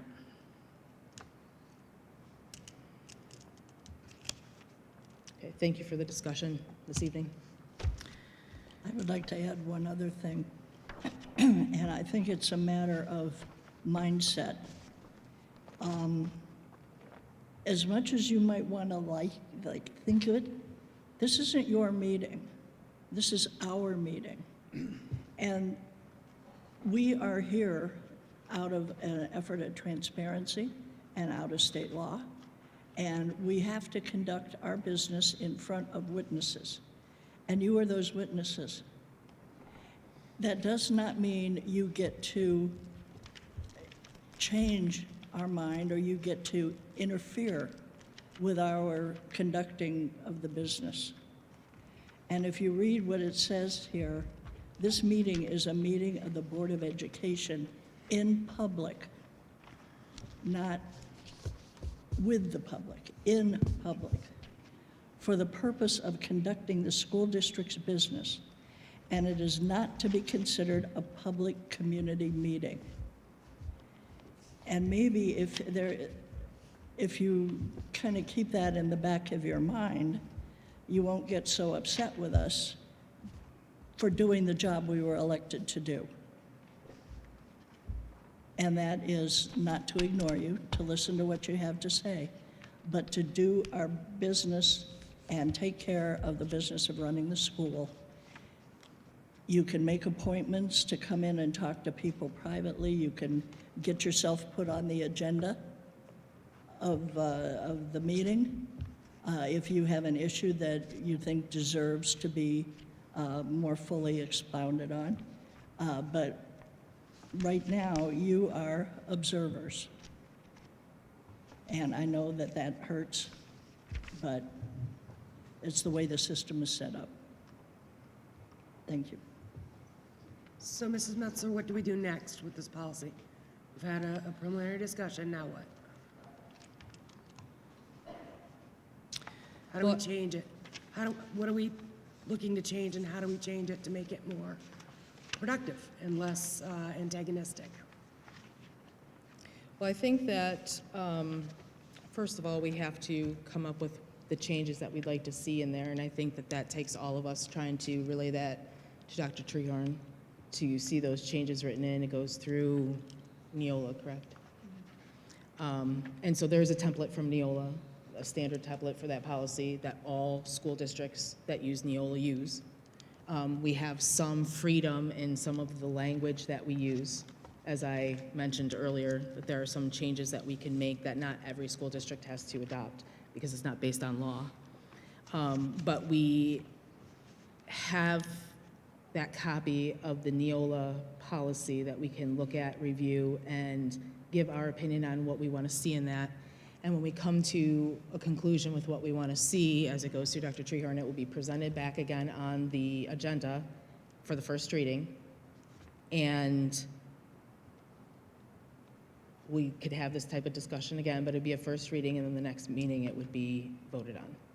So tonight was just the discussion. It was for review. We'd have to have it for review another month if we're changing language in it currently as it sits.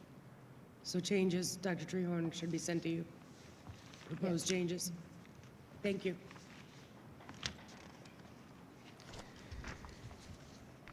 The superintendent recommends approval of the attached aquatic center use agreement with Spire.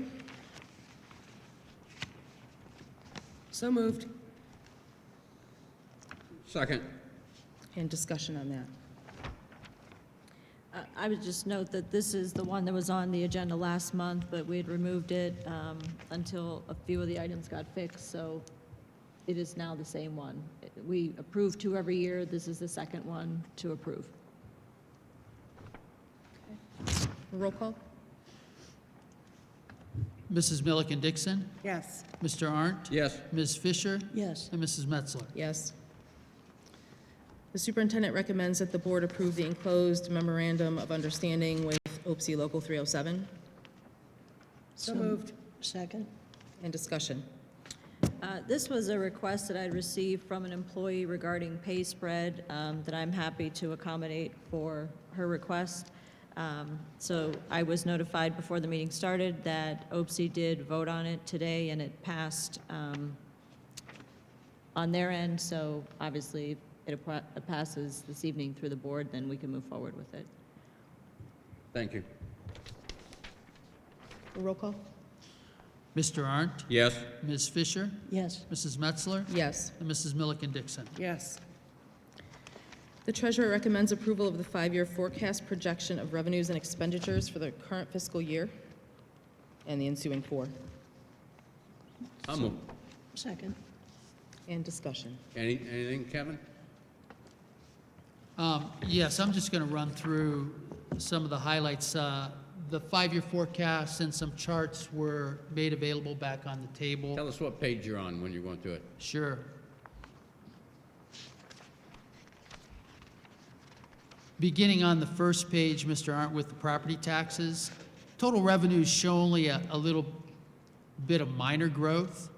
Our property taxes, after a 3.62% increase in fiscal year 22 due to the 2020 reappraisal, projection is going to be 1%, 1.5%, 1.5%, 1%, and 2%. I don't see the triennial update in 2026 having the same type of impact that the reappraisal the triennial update in 2023 having the same impact that the reappraisal had.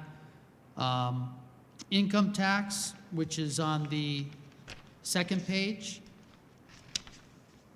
line 1.030, the projection is for 7.5% this year, 3.75% increase next year, then gradually declining in increase because we've gone well below the certified, full collection value.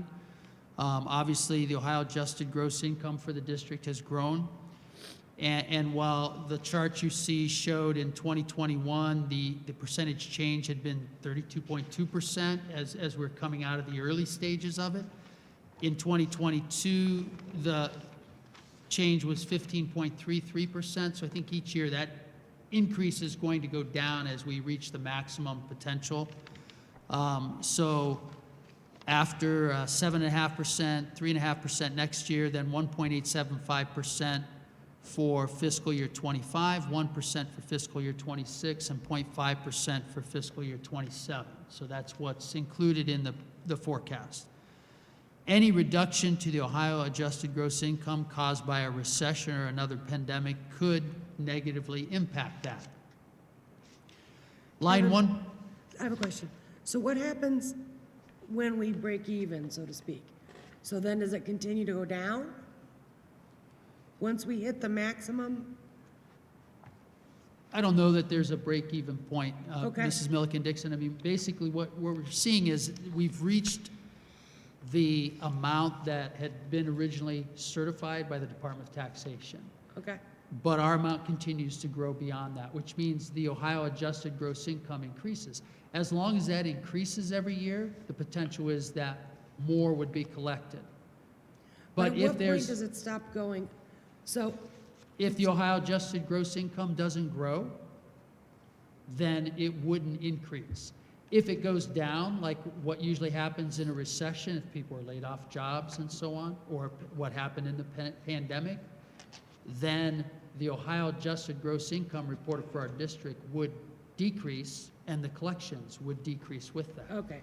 So it's a function of wages, taxable wages based on Ohio adjusted gross income in our district. If those are marginally increasing each year, we're getting close to where we've, based on the schedule that was showing you before, there's a quarterly schedule, and different things are applied each year. The tax paid the previous quarter through employer withholding. When you get to filing your income tax reports, then some people are paying at that time, and so many times there will be a greater collection. There are delinquencies here, just like there are in property taxes. There are also estimated tax payments on a quarterly basis. So quarter by quarter, there are some big, we've gone from 1.317 million in one quarter down to 834 million in another. Right. So each quarter collection is a little bit unique based on what is being paid during that quarter. Depending on when people pay their taxes. I Right. get that part. Okay, Right. good.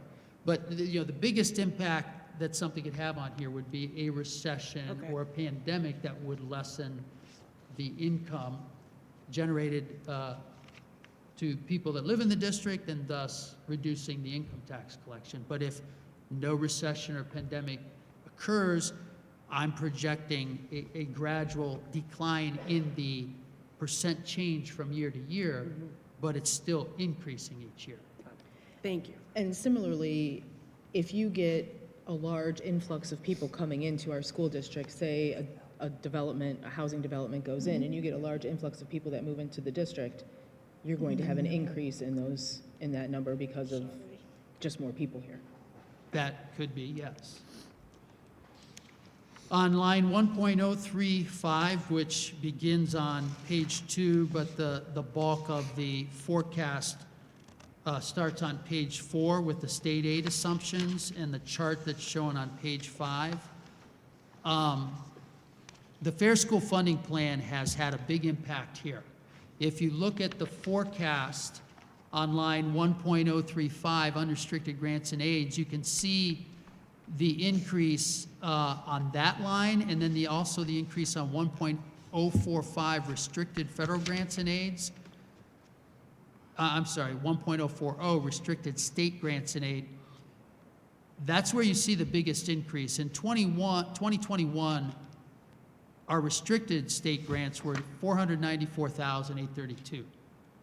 With the Fair School Funding Plan, it put a number of different items in there, and that line item increased to $1,157,000. As you see on the chart, that's because there are student wellness and success dollars in the foundation formula. There are disadvantaged pupil impact aid, career tech, adult ed, English learners, and gifted, in addition to the catastrophic cost, which was the only thing in there before. So those amounts increased, and there was also about a 180,000 increase in just the unrestricted grants in aid, because we got additional transportation dollars through the Fair School Funding Plan, additional special education transportation funding, as well as preschool unit funding. So the Fair School Funding Plan has had a big impact on that. At this point, the only problem with that is that it was only phased in for this biennium. The 2 years that were guaranteed, last year and this year. Right now, we need the legislature, when they begin the biennium budget process in February, basically, January, February, with the governor's budget, we need them to continue the phase-in. We really like to see it put in permanent law so that the Fair School Funding Plan stays. Right now, we don't know what's going to happen with that beyond this biennium. So, given that, it's hard to show anything beyond what we're receiving right now. Geneva is on a guarantee in there that, even though we received more money, we were not going to necessarily see that grow. But right now, it's only phased in to 33 1/3%, 2 years of a 6-year phase-in. So we need that Fair School Funding Plan to be fully phased in. If it is, then we may see additional gains. Property tax allocation, which in the assumptions is on page 5. It is listed as, or shown as, a percent of general property tax collections, and that percent has decreased each year because of an income limitation that reduces eligibility. So we're only showing minor growth here as collections increase. So we've seen a decrease on this line from 20 to 21 to 22. The forecast shows that continuing to decrease to 2024, but as collections grow, it can't go below 10%. 10% is on every home, and then there's an additional 2.5% on owner-occupied homes. So a total of 12.5%, but on any new levies, you don't get that 2.5%. So it won't go below 10%, but it's getting closer each year, where we used to get, as outlined in the assumptions, that percentage was 12.58% in fiscal year 19, but it was only 10.9% in fiscal year 22. So the projection is for that to continue to decrease, getting closer to 10. But eventually, it can't, go beyond 10%. So as collections increase, that line will continue to increase slightly. So Kevin, you're saying for the next 5 years, it's going to continue to decrease from 10.96? I'm saying for the next 2 years, this year and next year, it's going to continue to decrease, but it's showing in 2025 starting to increase a little bit because collections are increasing each year. And so I think because we can't get much lower than we are. With the income eligibility, I think it decreases the people that are eligible for the homestead reimbursement. And so not getting that has lowered this property. There's two parts here. There's the rollback and there's the homestead reimbursement. So that homestead has decreased each year, but it's not going to completely go away. But this can't get any lower than 10% on the rollback. So eventually, it's going to start increasing a little bit after these decreases. But it's decreased, in the last 3 years, and it's decreased a little bit before that as well. You're just seeing the last 3 years of history on here. So in this forecast, see 3 years of history, and then 2 more years this year and next year, a total of 5 years of decrease shown on this forecast. And then beginning in 2025, it starts increasing slightly, the amount that we receive through the property tax allocation. Because what's being taxed is increasing? Because of our I'm reporting this as it's basically a function of real estate collections. People pay their property taxes, and that amount is increasing. The rollback and homestead are reimbursements from the state. But the homestead reimbursement is going down because less people are eligible. So that has caused this to decrease over the years. The amount as a percent of collections is how it's being reported on this forecast. So it can't get any lower than 10%. Thank you. So eventually it starts going the other way. Okay, thank you. All other revenues, these are showing fairly flat. There's a little bit of a play in here. One thing that has improved is the interest rates have gone up much sooner than expected, as I've said in previous forecasts. Economists had said we shouldn't see interest rates rise until 2024, but we've seen it this past year. So we're getting better rates on our investments. We're getting more interest income. If you look at that chart on page 5, you see the chart, we're now on page 6. You see the interest income was down to $62,390 in fiscal year 2022. At one point, prior to these drops in interest rates, we were receiving $350,000 in interest. That's projected to be $150,000 this year and $180,000 next year. So that's one area where it's increasing here.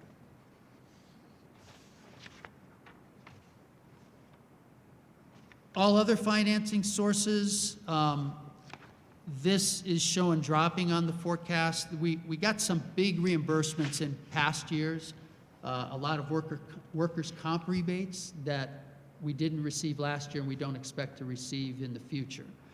Last year we had an $80,000 reimbursement. This is showing on the top of page 7, all other financing sources.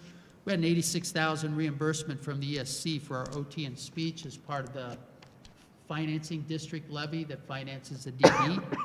Well, now we're getting that reimbursed quarterly, so we don't expect to receive a big reimbursement.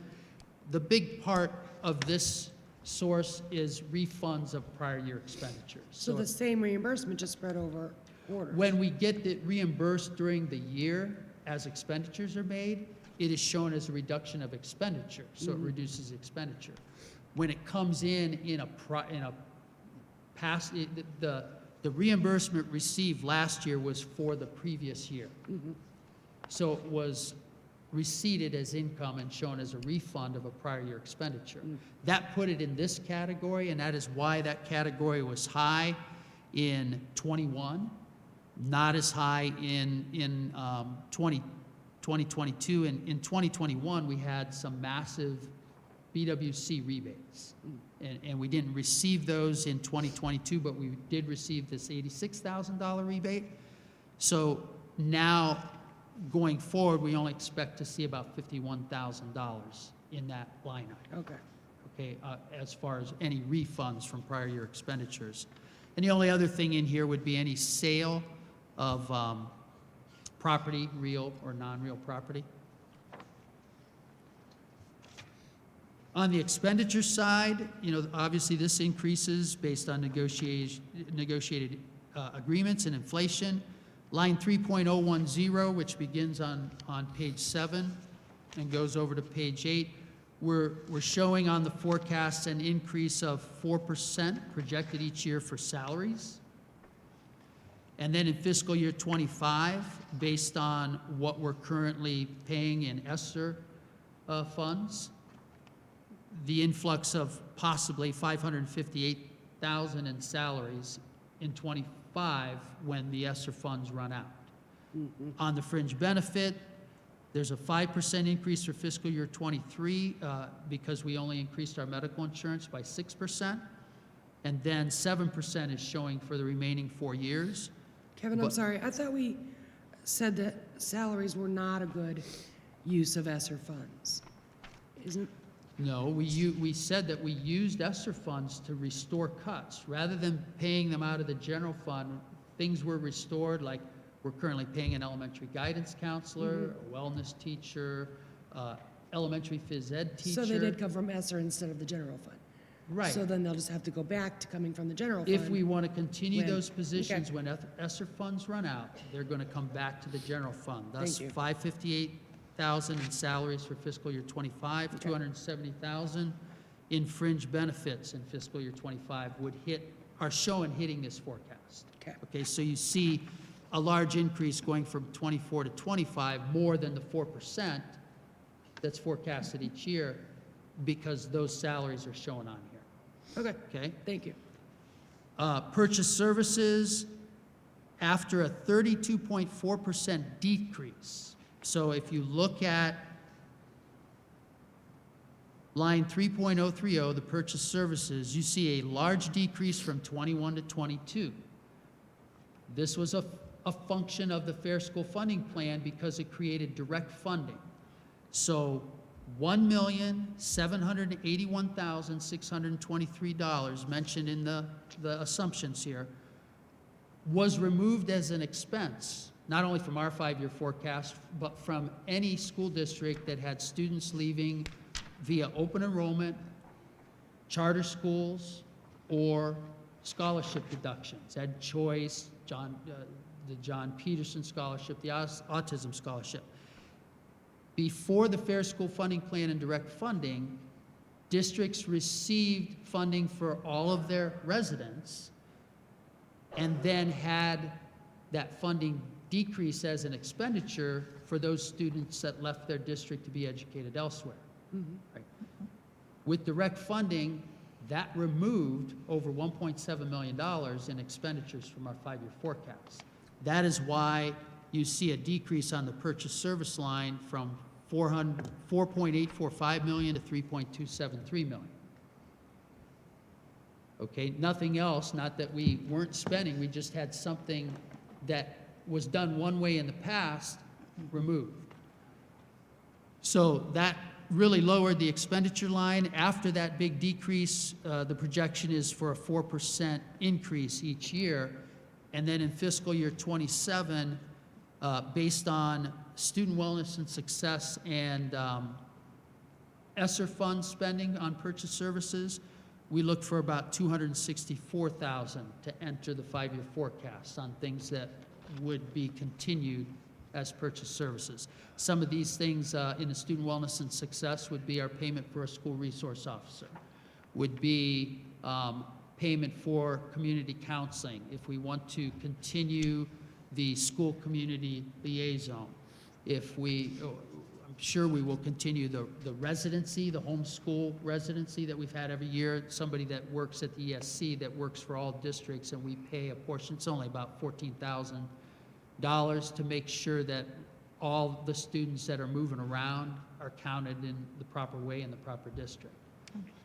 So those types of things coming back in would bring $264,000 in purchase services. In fiscal year 27, if our student wellness, remember we got the first governor's budget, first year and second year, had designated student wellness and success funds that were specified to be put in a separate fund, a state fund. They're not on the 5-year forecast. Now in the Fair School Funding Plan, there are student wellness and success funds built in there by the governor.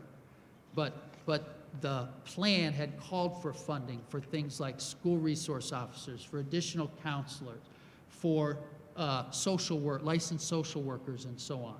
The Fair School Funding Plan put funding in for those things that are determined needed, especially additional things for mental health that hadn't been part of any previous funding formula. So we have those two funds out there. We received like almost $690,000 the first year and over $900,000 the second year. And we are spending them on the things mentioned as well as a few other things. So those funds will carry out beyond the ESSER funds. So if we run out of that initial hit of student wellness and success funds by fiscal year 27, then those come back in to the general fund once those funds are gone. And Kevin, why don't you predict those out? I'm sorry? Why does the rest of the chart have zeros? Do you not predict those out? I'm sorry, back to the purchase services. You have the list of purchase services for FY. All right, the chart there is showing the 3 items that were removed after fiscal year 21. Charter school deduction, the open enrollment deduction, the scholarship deduction. With direct funding, those are no longer charged. Okay. They're no longer an expense. That's why there's 0 going forward. But this is as long as the Fair School Funding Plan continues to be the funding model that the state uses. So if it will it be 0. doesn't, Okay. it could change back to something like you. that. Thank So. On the supply side, on line 3.040, that's page 8 of your assumptions. We spent well below the projection in fiscal year 22. We had no textbook adoptions last year, but we're showing $730,000 each year until an additional $50,000 hits from ESSER. If we continue buying supplies that we've used, certain supplies with ESSER dollars, and we need to continue that, $50,000 could come in fiscal year 25. Same with the capital expenditures. We've budgeted $250,000 each year. We spent close to that last year, but another $54,000 could come in fiscal year 25 for equipment covered by ESSER funds. We've used ESSER funds for the majority of purchases for updating our Chromebooks, servers, and so on, but eventually, with those funds gone, the technology allocation, or what we would have to spend to keep up technology, is going to increase in the general fund if there are no other funds provided for technology. But again, technology replacement money is included in the Fair School Funding Plan. Part of that formula includes so many dollars per pupil to cover the replacement of a Chromebook, say every 4 years, to replace your servers according to how often they need replaced. So there is money being provided for that. Mr. Lillie, do we have a list of ESSER fund usage? We've supplied that each everything, yeah. year, Yeah. yes. And when do we get an updated one? You got an updated one at the end of last year, showing what the, Oh, right, what the December. spending was through. So once a year we get it? Okay. Thank you.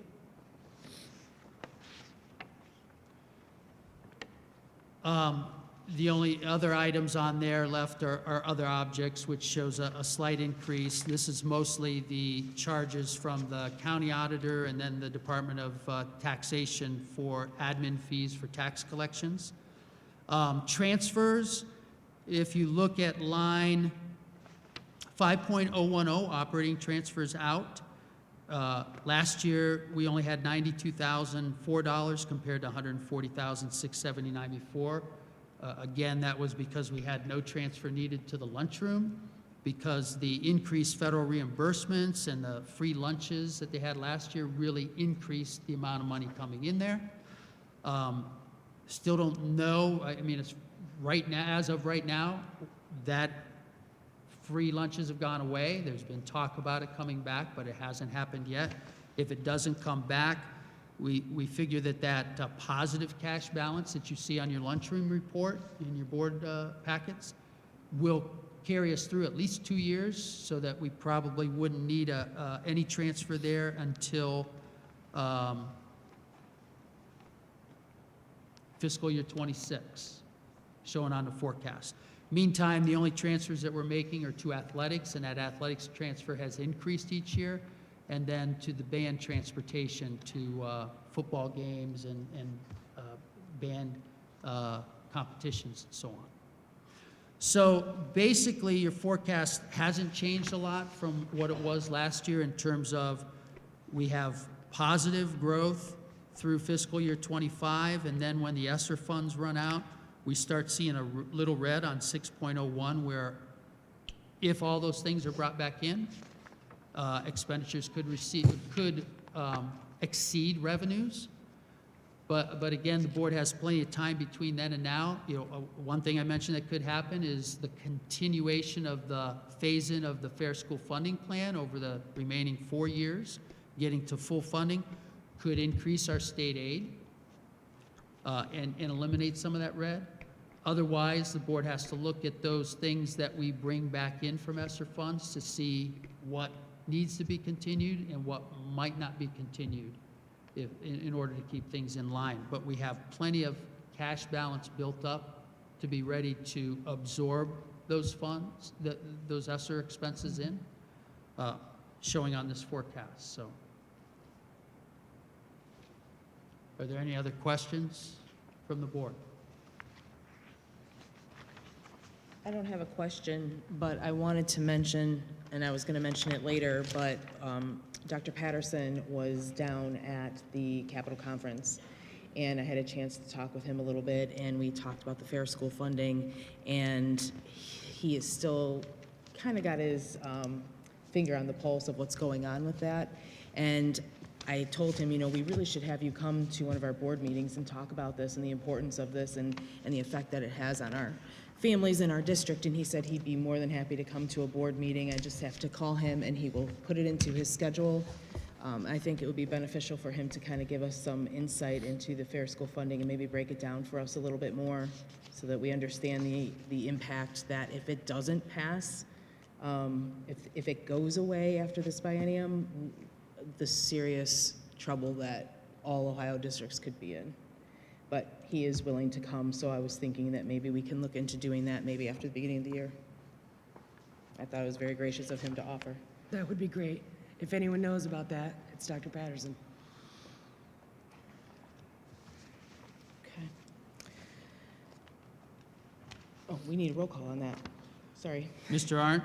Yes. Ms. Fisher? Yes. Mrs. Metzler? Yes. Mrs. Milliken Dixon? Yes. The treasurer recommends the following fund be appropriated according to the adopted budget. So moved. Second. Any discussion? And roll call. Ms. Fisher? Yes. Mrs. Metzler? Yes. Mrs. Milliken Dixon? Yes. And Mr. Arndt? Yes. The superintendent recommends the following personnel actions for the 22-23 contract year. Move. Second. And any discussion?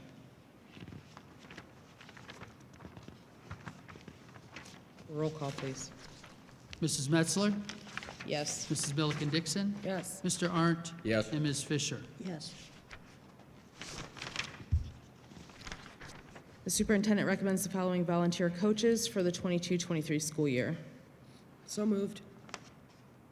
Second. Any discussion? Roll call, please. Mrs. Milliken Dixon, Yes.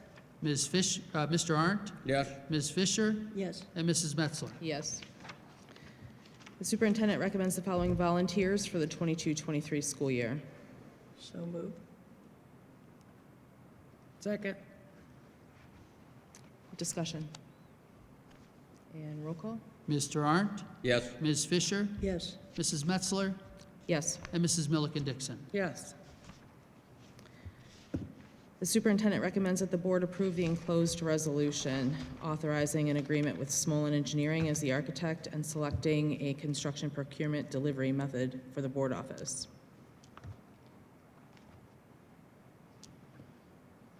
So moved.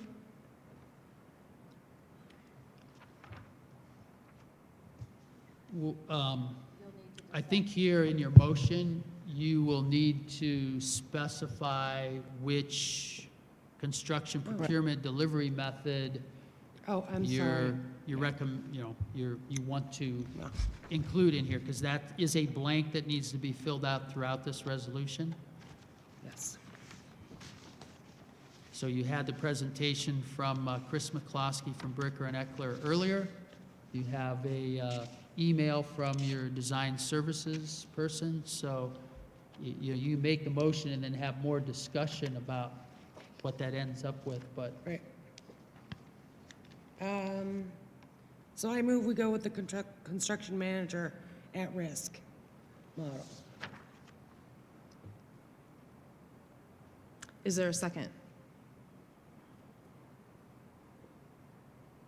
Well, I'll second it. Okay, so discussion. They're What I- not a construction manager, they're an architect. That's all they do is design, correct? who? Smolin. Smolin. Smolin is they're an That's what- engineer, they're the design services. This document is just about design, and that's all. Am I correct? Well, it's about making it official, hiring Smolin Engineering for this project. You got a proposal from them earlier that was shared, but also selecting what construction procurement delivery method is going to be used, whether it's the general contractor, putting it out to bid, or CM at risk.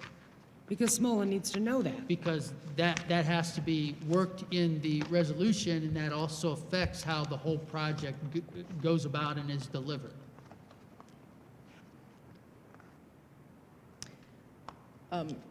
What I will say about this is,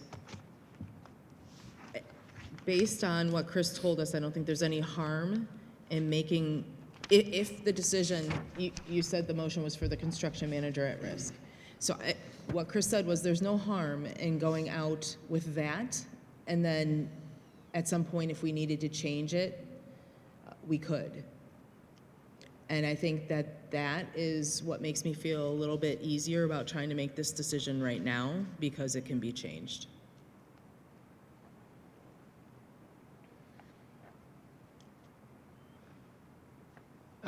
I will just throw this out. The reason that Chris recommended CM at risk in the first place was because of their experience on a number of projects where they've gone out to bid and they either have not received any bidders, or, as it was mentioned during the presentation, the bids came in exceeding the 10% over the construction estimate. And if you run into that, then you have decisions to make. If you get no bidders, obviously, you can't proceed. You have to work things out, draw up new construction documents, or find out why you got no bidders so that you go out to bid again and get bidders. If you exceed the construction estimate by more than 10%, you can't accept that, But the only workaround is, say, declare, if you have a contractor, if you had bids, though, you can work around that through urgent necessity and go ahead and move, or you have to value engineer your project and rebid it again, so you delay time. Due to that, he was recommending CM at risk because he thinks that that can walk through the project and deliver it sooner than that. However, you have an email from our design services professional who is local, Smolin Engineering, saying that he has talked to several contractors and talked to people about projects that have been bid in the Northeast Ohio region, and that, in many cases, they haven't had a problem getting bidders. So your decision is to either go with the CM at risk, which is the motion, or to go with the general contractor. And as Mrs. Metzler noted, he said, yes, you can go with the CM at risk if you don't find a outfit to perform as the construction manager at risk, then you can go through the standard bid process. Well, and Smolin's concerns are secondhand. They're not really their concerns, they're the concerns that they heard from others. So I lose appreciation for concerns that are once removed. Does that make sense? He's never done it before. Smolin's never done a CMR before, and so I don't know how much stake I put in their opinion of how effective it would be. What's the question? Smolin's never done with the CMR before. What was it? Say again? Smolin has never worked with the CMR before. I He find says that in hard his to email. believe. I'm sorry? I find that hard to believe as long Well, as that's they've what his been email around. says, isn't it? That's what his email says. That although he doesn't have any firsthand knowledge of working in this capacity, that he has others that have given back bad reviews. And I don't know. I still think that there's less risk making this Companies decision. can operate in both. They can be a general contractor on one job, depending on the scope of the job, or they can be a CMR on another job. It depends how they enter into the contract. So just because a company is doing general contracting work on this job doesn't mean they can't do CMR over here. They do both. It depends what they're asked to do. So you're saying that the company that we're supposed to agree to design has never worked with the CMR, and some of us want a CMR. Is that what I'm hearing? Yeah. I think that's from the email, that's what the assumption is in talking to Kurt, that yes, I don't believe that he has worked with the CMR delivery method. And that may be why he's apprehensive in doing it. That may be, but Chris's explanation, Chris's education of it for us, I thought was very valuable. I mean, he laid it out next to 3 other delivery method options, and I appreciated that, and I find that to be a low-risk option for us. Because again, like Amber said, if for some reason it doesn't work, if there's big snags in the process, then we can scrap it and go back to a general contractor. But I think having the piece I like the most about it is having more people involved sooner in the process. And the second piece I really like is not having to take the lowest bidder. I have never understood statutorily having to take the lowest bidder. The person who can do it for the least amount of money, to me, I believe you get what you pay for sometimes. And the cheapest thing is very often not the best thing. And if we're gonna spend this much money on a building, I think we want the best building that we can get for our money. It is the best value. The lowest bid, I think that law changed several years ago with No, not government according to Chris. contracting. It's lowest and most responsible bidder. So you Well, have some okay. say if So you deem it- it's somebody Okay. who's not a responsible bid. I've put Obviously, that we're on not my gonna hire mind somebody years ago incompetent. about taking the lowest bid. You get the one that makes the most sense for your job. Okay. The other piece of information that Chris gave us is that the construction manager at risk's overhead is less. The overhead is less. Yes. His compensation. He's got a smaller percentage than the other option, general contractor. No, the opposite. What he said was the construction It's the manager at risk opposite. could cost you 8% additional Wait a fee. minute. Correct. He said 8 to 10% for a CMR, and it was 10 to 15% for the general contractor. Yes, That's what I wrote down. that's what I wrote down too, I think. He said it used to be 6%, and then it jumped up to 8 to 10%. I have general contractor markup, 10 to 15%. CMR markup 8 to 10%.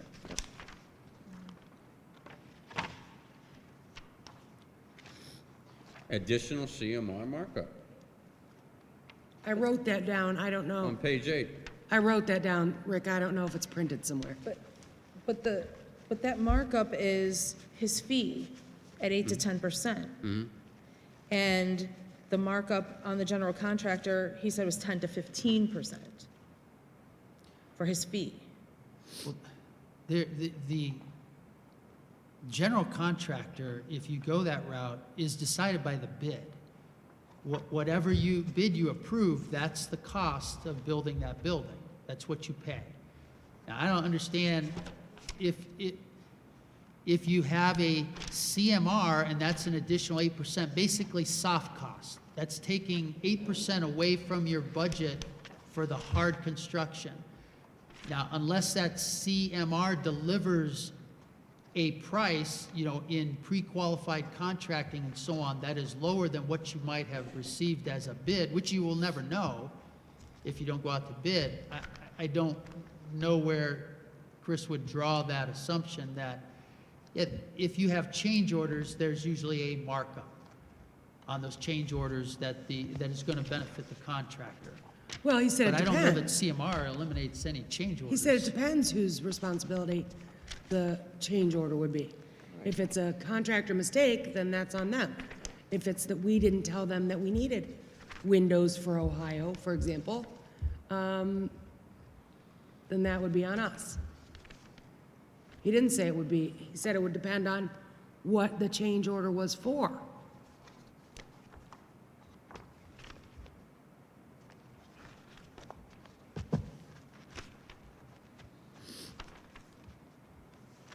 Sal, do you have anything?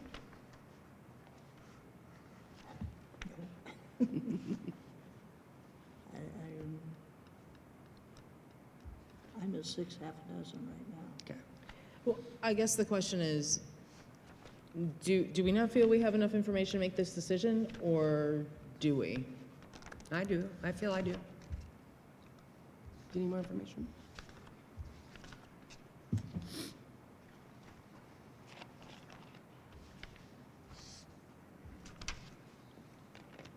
Mr. Arndt, do you feel that we have enough information to make this decision, or do we not? Yeah, I do.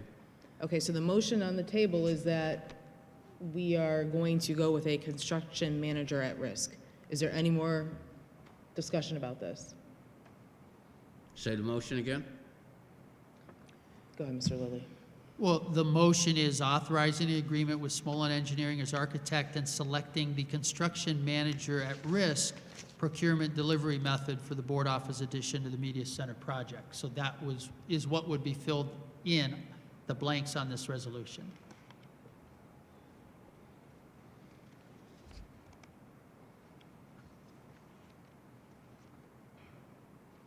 Ms. Fisher, do you have any more discussion?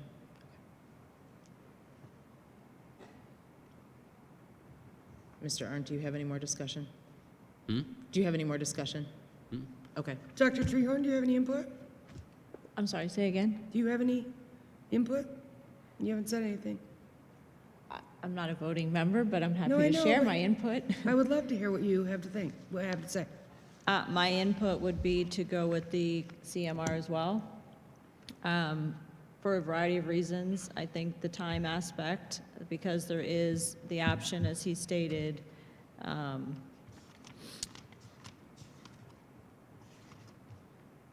to potential, in his terms, for some fast tracking and order things in advance.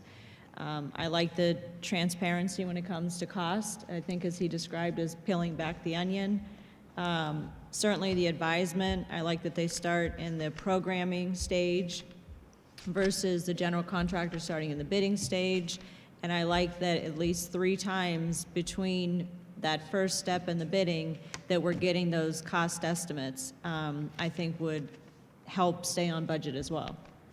Thank you. Do we have plans to have one of our own people as like a project supervisor or overseer? Or my concern is that when you get into competitive bidding, especially if you're somebody who's not from this area, there are definitely quality variances in construction materials as in anything else. And so if we have an outside head contractor here, do we have somebody here that can kind of oversee and look and make sure they're getting concrete that's really concrete instead of half soup and half concrete? And, just kind of have a local knowledge and watching out for our interest from our side of the table. I hear what you're saying, but I think that that's what this person is supposed to be, whether we go with the general contractor or the construction manager at risk. I mean, that is who is supposed to oversee everything. And I think in this particular scenario, either one of those positions would be reporting back to the superintendent. Well, I just remember it was before my time, but when these buildings were being built, the school buildings, there was a lot of criticism going around that we did not have somebody from our side looking at the quality of some of the materials that went in. I know somebody went into the men's restroom and said, boy, you get a couple high school kids in there that throw a punch, you can knock every partition down. And we had problems with leakage, and we had problems that maybe could have been prevented if somebody was looking at it more critically from our side and saying, why are you using this little skinny stuff when you should be using this bigger stuff in order to make it more worthwhile, more lasting, more what it should be. And like I said, I wasn't here at that time, but I wasn't on the school board, but I did hear comments. So what type of person fills that role? A project manager. He's not One of us? It would Or be somebody. somebody? Yeah, Oh. somebody Somebody in the that district? would answer to us. Okay.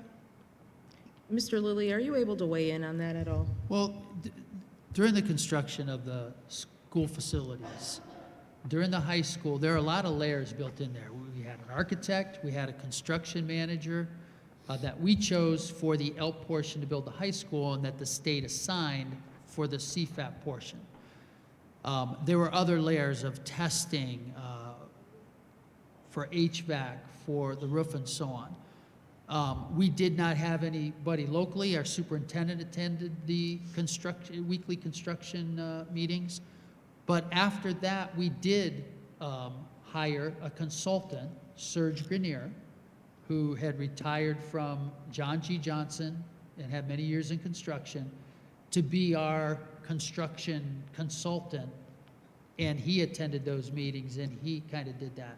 But in this process here, as I think Mrs. Amber Metzler correctly pointed out, the CMR is the person you're choosing through the RFQ process to be that person for you that's going to work closely with your superintendent, and they're going to guarantee a price at some point. Once they get to that point, here's going to be the price, and they're going to be responsible for delivering that. We vet them, we interview them, and then we trust them to do it. That's my understanding, right? Yes. We hire them to do that. We choose which CMR or general contractor, whatever we decide, and we trust them to do that. And I think the advantage of having the CMR in at the beginning, at the design phase, to your example about using the wrong materials in the boys' bathroom, that can be caught earlier on than if we use a general contractor who the entire design is already done by the time we get them.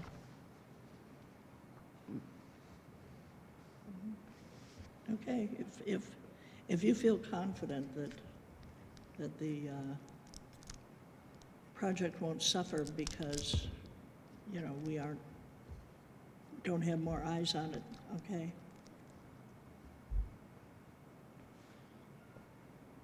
Okay, can we do roll call on this? Mr. Arndt? Yes. Ms. Fisher? Yes. Mrs. Metzler? Yes. And Mrs. Milliken Dixon? Yes. The treasurer recommends the board approve the disposal of the attached list of assets. Move. Second. Any discussion? Just that most of these items, again, Mr. Burgard brought through, most of them are scrap, and he has a scrap person coming in at the end of the month, November 30th, to see if we can get money for the scrap. Other items he's identified, he will try to put on the auction site prior to that, to see if we can get any money that way.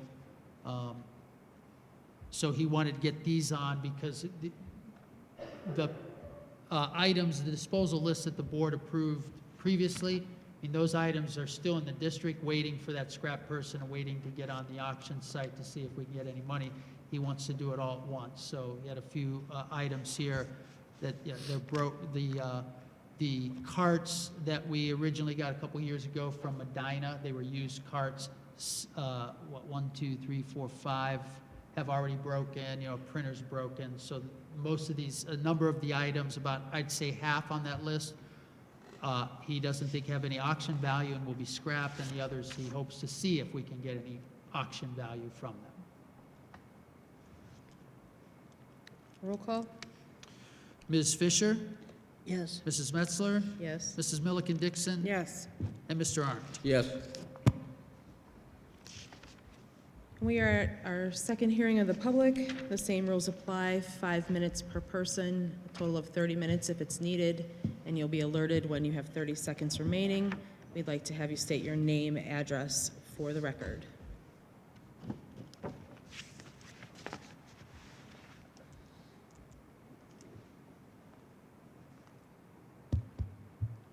Dana Shank, 910 Sherman Street. Is in regards to the delay or calling off of school, I hope that you guys reconsider the 6 o'clock timeline, just because it's kind of late for so many people. And I think we heard from some people here, and there are people all over who don't come to these meetings. You know, when you see one person speak up, that can represent anywhere between 50 to 100 people, and we've had a couple people tonight. So I hope you reconsider that, because it's just not feasible for so many families, and let alone bus drivers who are already out cleaning off their buses, you know, getting them warmed up and everything. And second, last year, the sidewalks around the school were not shoveled at all. Dana, I'm sorry, can you speak into the mic better? Yes, the Thank you. sidewalks around the middle school were not shoveled at all or plowed. I mean, I think before there was the maintenance man came with a snow blower, and it was all cleared off. This year, the kids were walking in the street south of the school, and it was that way all year long. It wasn't like after one big snowstorm and it took a couple weeks. It was that way the whole time. And it's dark out. The kids are walking in the streets in the dark, and it's coming, you know, people are coming down off of Route 84, and it's slippery. I mean, the streets department do a great job trying to salt that, but it's a dangerous situation. So, and then also in regards to the policy 01691, I think to see that it's on the agenda tonight, it's obviously a hot point for the public. And it seems from what we heard from Mrs. Fisher and Mrs. Metzler, you're restricting more. You're cutting it down to 3 minutes possibly. There's an option to chuck people out if you don't like the way they're speaking to you. And I think that's pretty concerning. That's all. Thank you. Thank you. To be clear, we are not allowed by law to chuck somebody out because we don't like what they have to say, just to be clear. That's, yeah, yeah. So to clarify that we are unable to do that because we don't like what somebody has to say. Brock Pearson, 56 Erie Street, Geneva, Ohio. And yeah, so the law you guys are actually citing from OSBA, I think is probably wrong. The Sixth Circuit decided this. If you want to see how implementing those codified ordinances go, you said RC stands for Revised Code, revised by the state of Ohio. Yes, the state did go ahead and decide that. It was at the federal level. And then it got remanded to the Sixth Circuit, which is an appellate court, and it came kicked back, and they said, no, you can't pass that. In fact, you used verbatim the language Madison had struck and then remanded down. This is an opinion I read as you guys were reading it off. I literally Googled the language that you guys had, and that was in 2021. I just want to say I can't believe I'm finally being canceled by a woke and trendy school board after being so nice for so long. I'm glad that we've taken this personally now, pointing that we believe that there's criticism of people's jobs, and so the response has been doubling down and letting us know that censorship is fine.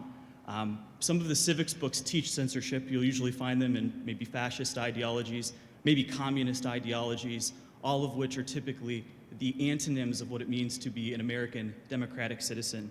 I'd like to say thank you for saying that you would send snow day on Friday, which is a personal day when no one was actually in school. We got the robocall. The teachers, were in conferences. Most of the parents were in conferences. But I can't wait to figure out how that website link works to see if it actually is functional. I'd like to thank you for your fiscal responsibility. I'd like to thank you for insulting our community, showing declinable, antisocial, sometimes uneducated, last in your class, only choice options for this community.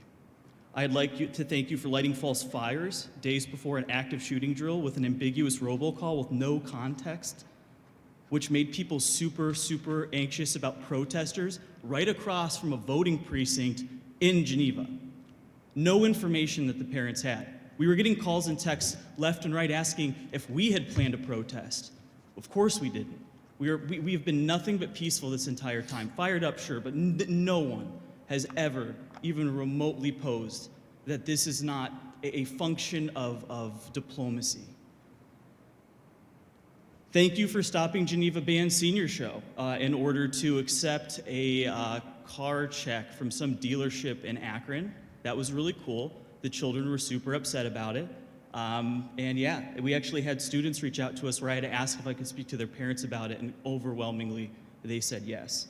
I'd like to thank you for pulling Geneva, Police Department staff, the best district in the county, who is already trying to get through a holding cell that they can't properly staff because no one is helping them financially. They're running some of literally the best rehab programs for potential inmates, and there's 3 of them back here babysitting us because public officials feel scared because people have open, honest, and public criticisms of their work. Those people have real jobs to be doing. They went to school. They have served multiple communities. This is not best practice. If you really like doing this, guys, I'm sorry. I don't want to speak for you. 8 gifted students was a sample size for a PhD dissertation. Dr. Treharn, if you want easy access to volunteer groups or sample groups, I'd ask, who has finished your helmet challenge? We're always told when we were asked about that programming, I think, 6 months ago? 6 months ago. I think we were told that, no, the whole community is going to rally behind it. We're going to have these different community building techniques, like some collecting rocks thing. No one has found the helmets yet, so I'd like to say maybe that programming hasn't been going super successfully. I want to thank you for letting us know tonight that a safe pathway to school is not in your interest. That's good to know. Glad I'm having a daughter soon, so I'm going to make sure that, I can train her to maybe fall down 84 a few times and avoid imminent bodily harm. And I just want to thank you guys so much for letting us know you don't care about the school district and you don't care about the children that attend here. You care about scraping a last chance at notoriety, being a big fish in a small pond, and letting those little people that didn't run for office know, you know what, I know the rules better than you do. I hope you get all the attention that you were ever created, wanted, are hoping for in the future, and please 30 leave. seconds.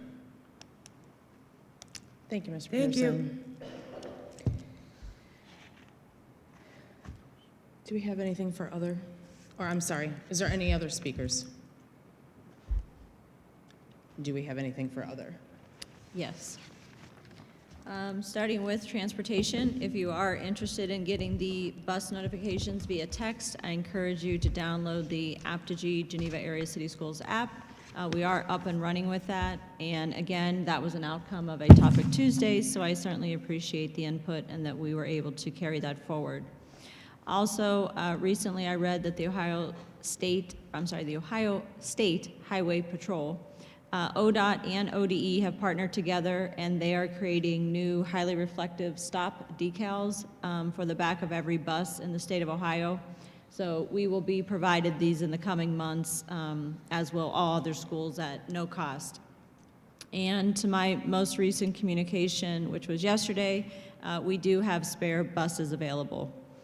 Moving on to gifted, again, as Mr. Riley noted, we had our gifted parent meeting this month. We had a wonderful turnout of over 50 people. Denise Hunt and Mr. Riley did an excellent job co-presenting on a variety of topics of how students are identified, to characteristics of gifted students, the differences between high achieving and gifted students, strategies, resources, and more.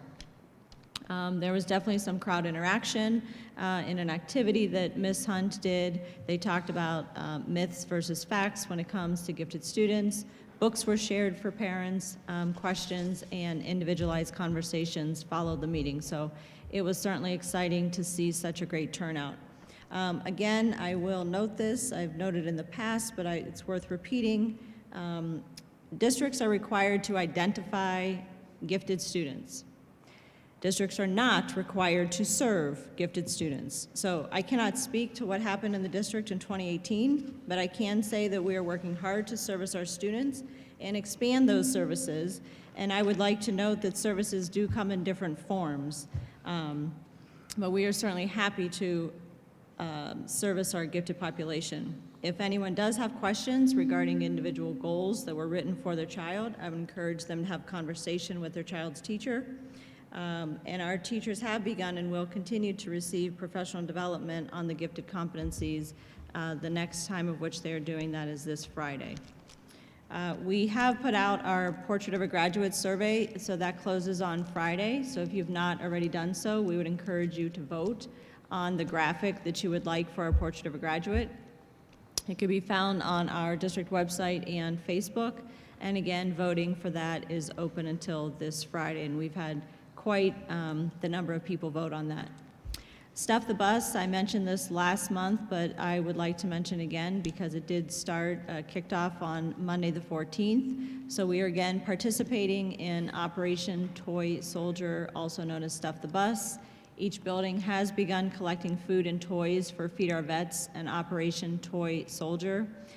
They will continue to collect items until December 1st, and then on December 3rd, we will be at the Ashtabula Walmart from 10 to 2 if anyone wants to make any last-minute donations. And again, please remember that everything collected stays in Ashtabula County.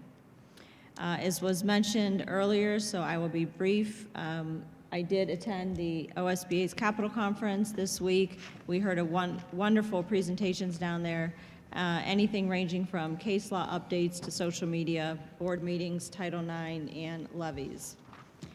Moving on to our Soaring Eagles. At Austenburg, we had 5th grader Harlow Minke, chosen by Mrs. Nugent. She noted that Harlow is a wonderful young lady. She is always working hard in the classroom and is kind to everyone she meets. She's always willing to put in the extra time and effort to learn new things. At Cork, Mrs. Bowser chose 2nd grader Avery McCrone and noted that Avery always has a smile from the time she walks into school until the time she leaves. She is lighthearted in nature, which puts those around her at ease, especially when dealing with the common stresses of the day. She stays on task during each lesson and works hard on completing her assignments. She watches for classmates who might be struggling and steps into a leadership role to help them.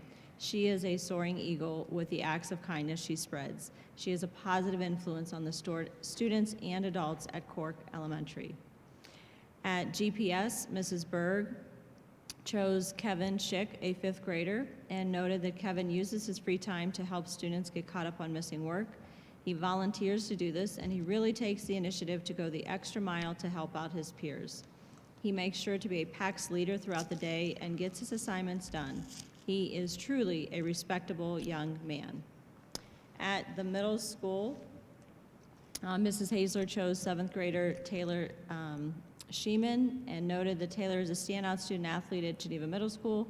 She is smart, hardworking, kind, fun, and a role model for her peers. She is goal-oriented and works hard to reach them. Taylor was chosen to be an editor for the first edition of The Talon and has taken a lead role. Thank you, Taylor, for leading the class of 2028. And lastly, at the high school, Mrs. Markajon chose junior Haley Booth. She said that she has Haley in both her AP Chemistry and Physics classes this year, and that the first thing that stands out to her about Haley is her infectious smile.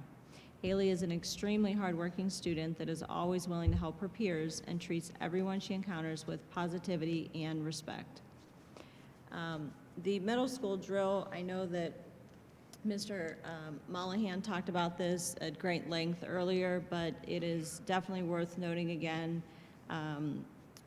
The drill definitely exceeded my expectations. I thought the students and staff did a phenomenal job at that drill and did absolutely everything that they were supposed to do. I also would like to say that I feel Mr. Mollahan's communication was very specific and frequent. He definitely went the extra mile to put students and staff at ease during the drill, and I think that that went a long way. So again, it was a tremendous drill overall. And kind of going along with that, I did want to make just a brief statement to let everyone know that our district safety is our top priority. And as such, we must take each and every threat we receive seriously. While I understand things are not always communicated or were not always communicated in the past, please know we are trying to send out all calls but cannot always share specific details relating to them. We, of course, work with our school resource officer and city and county police officers to investigate all threats thoroughly. The individuals responsible will face swift and appropriate consequences, both from the school district and potentially from law enforcement. Making a threat in a school or to a school is classified as one of 2 crimes: inducing panic and/or instigating a false alarm. These crimes can come with felony and/or misdemeanor charges that would apply to the student who makes the threat. Threats are never just a joke. Always remind your students to think before they speak, and if they see or hear of someone making a threat, that they should tell an adult right away. It is certainly up to all of us to keep our wonderful school district and Eagle culture safe and thriving. Does anyone else have anything for other? I do.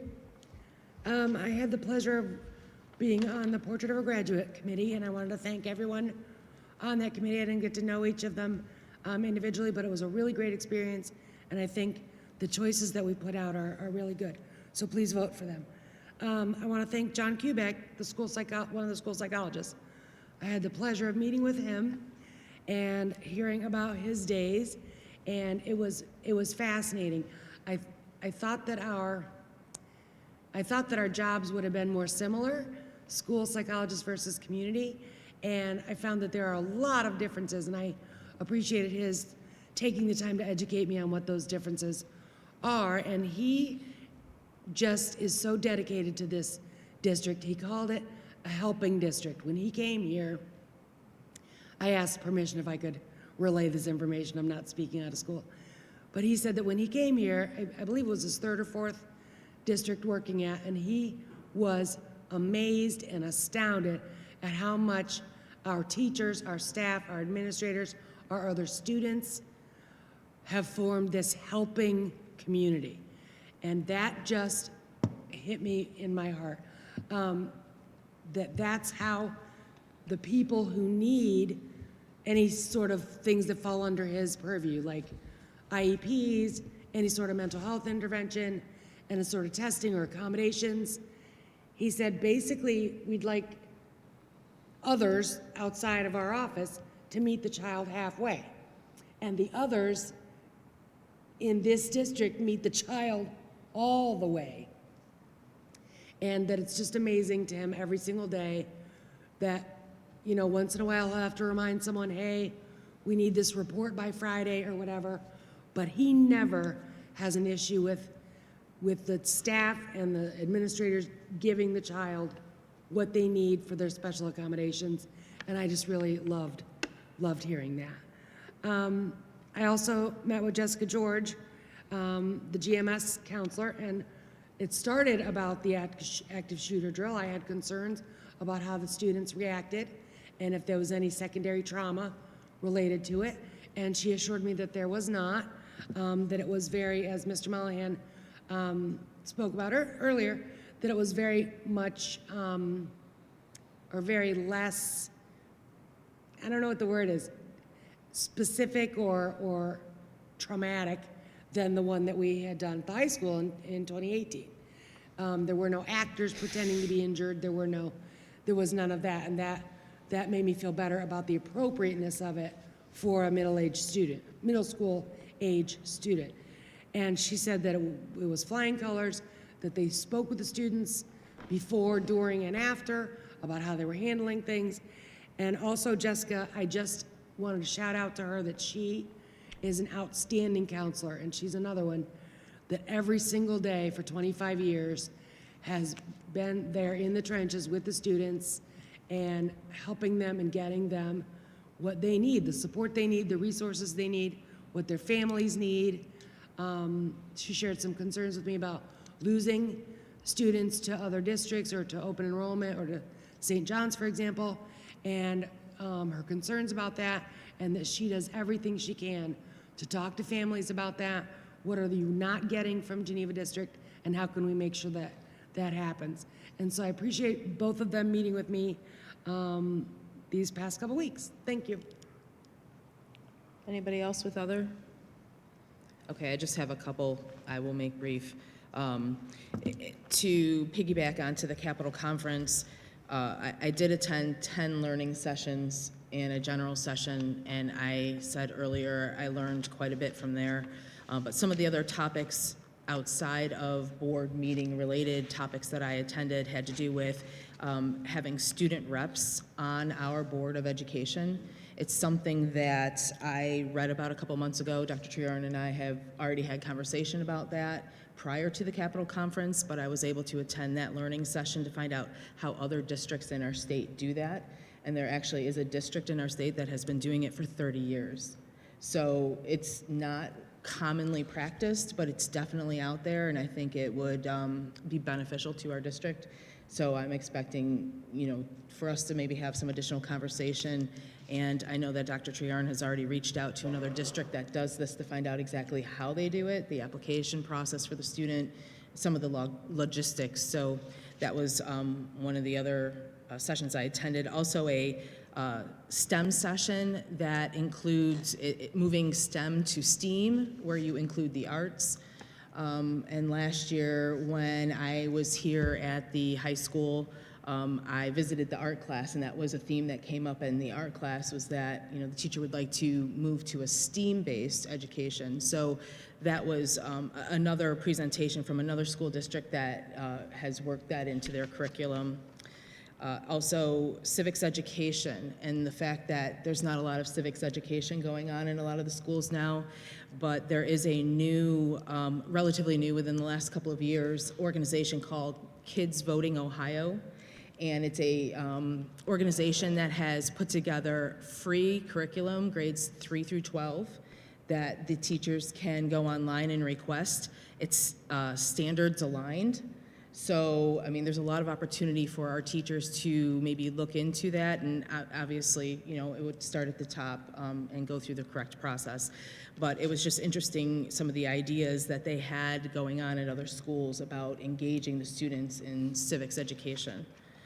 And I will say that is probably, and strategic planning. There was another, and we have a strategic plan in place. That strategic plan probably needs to be looked at.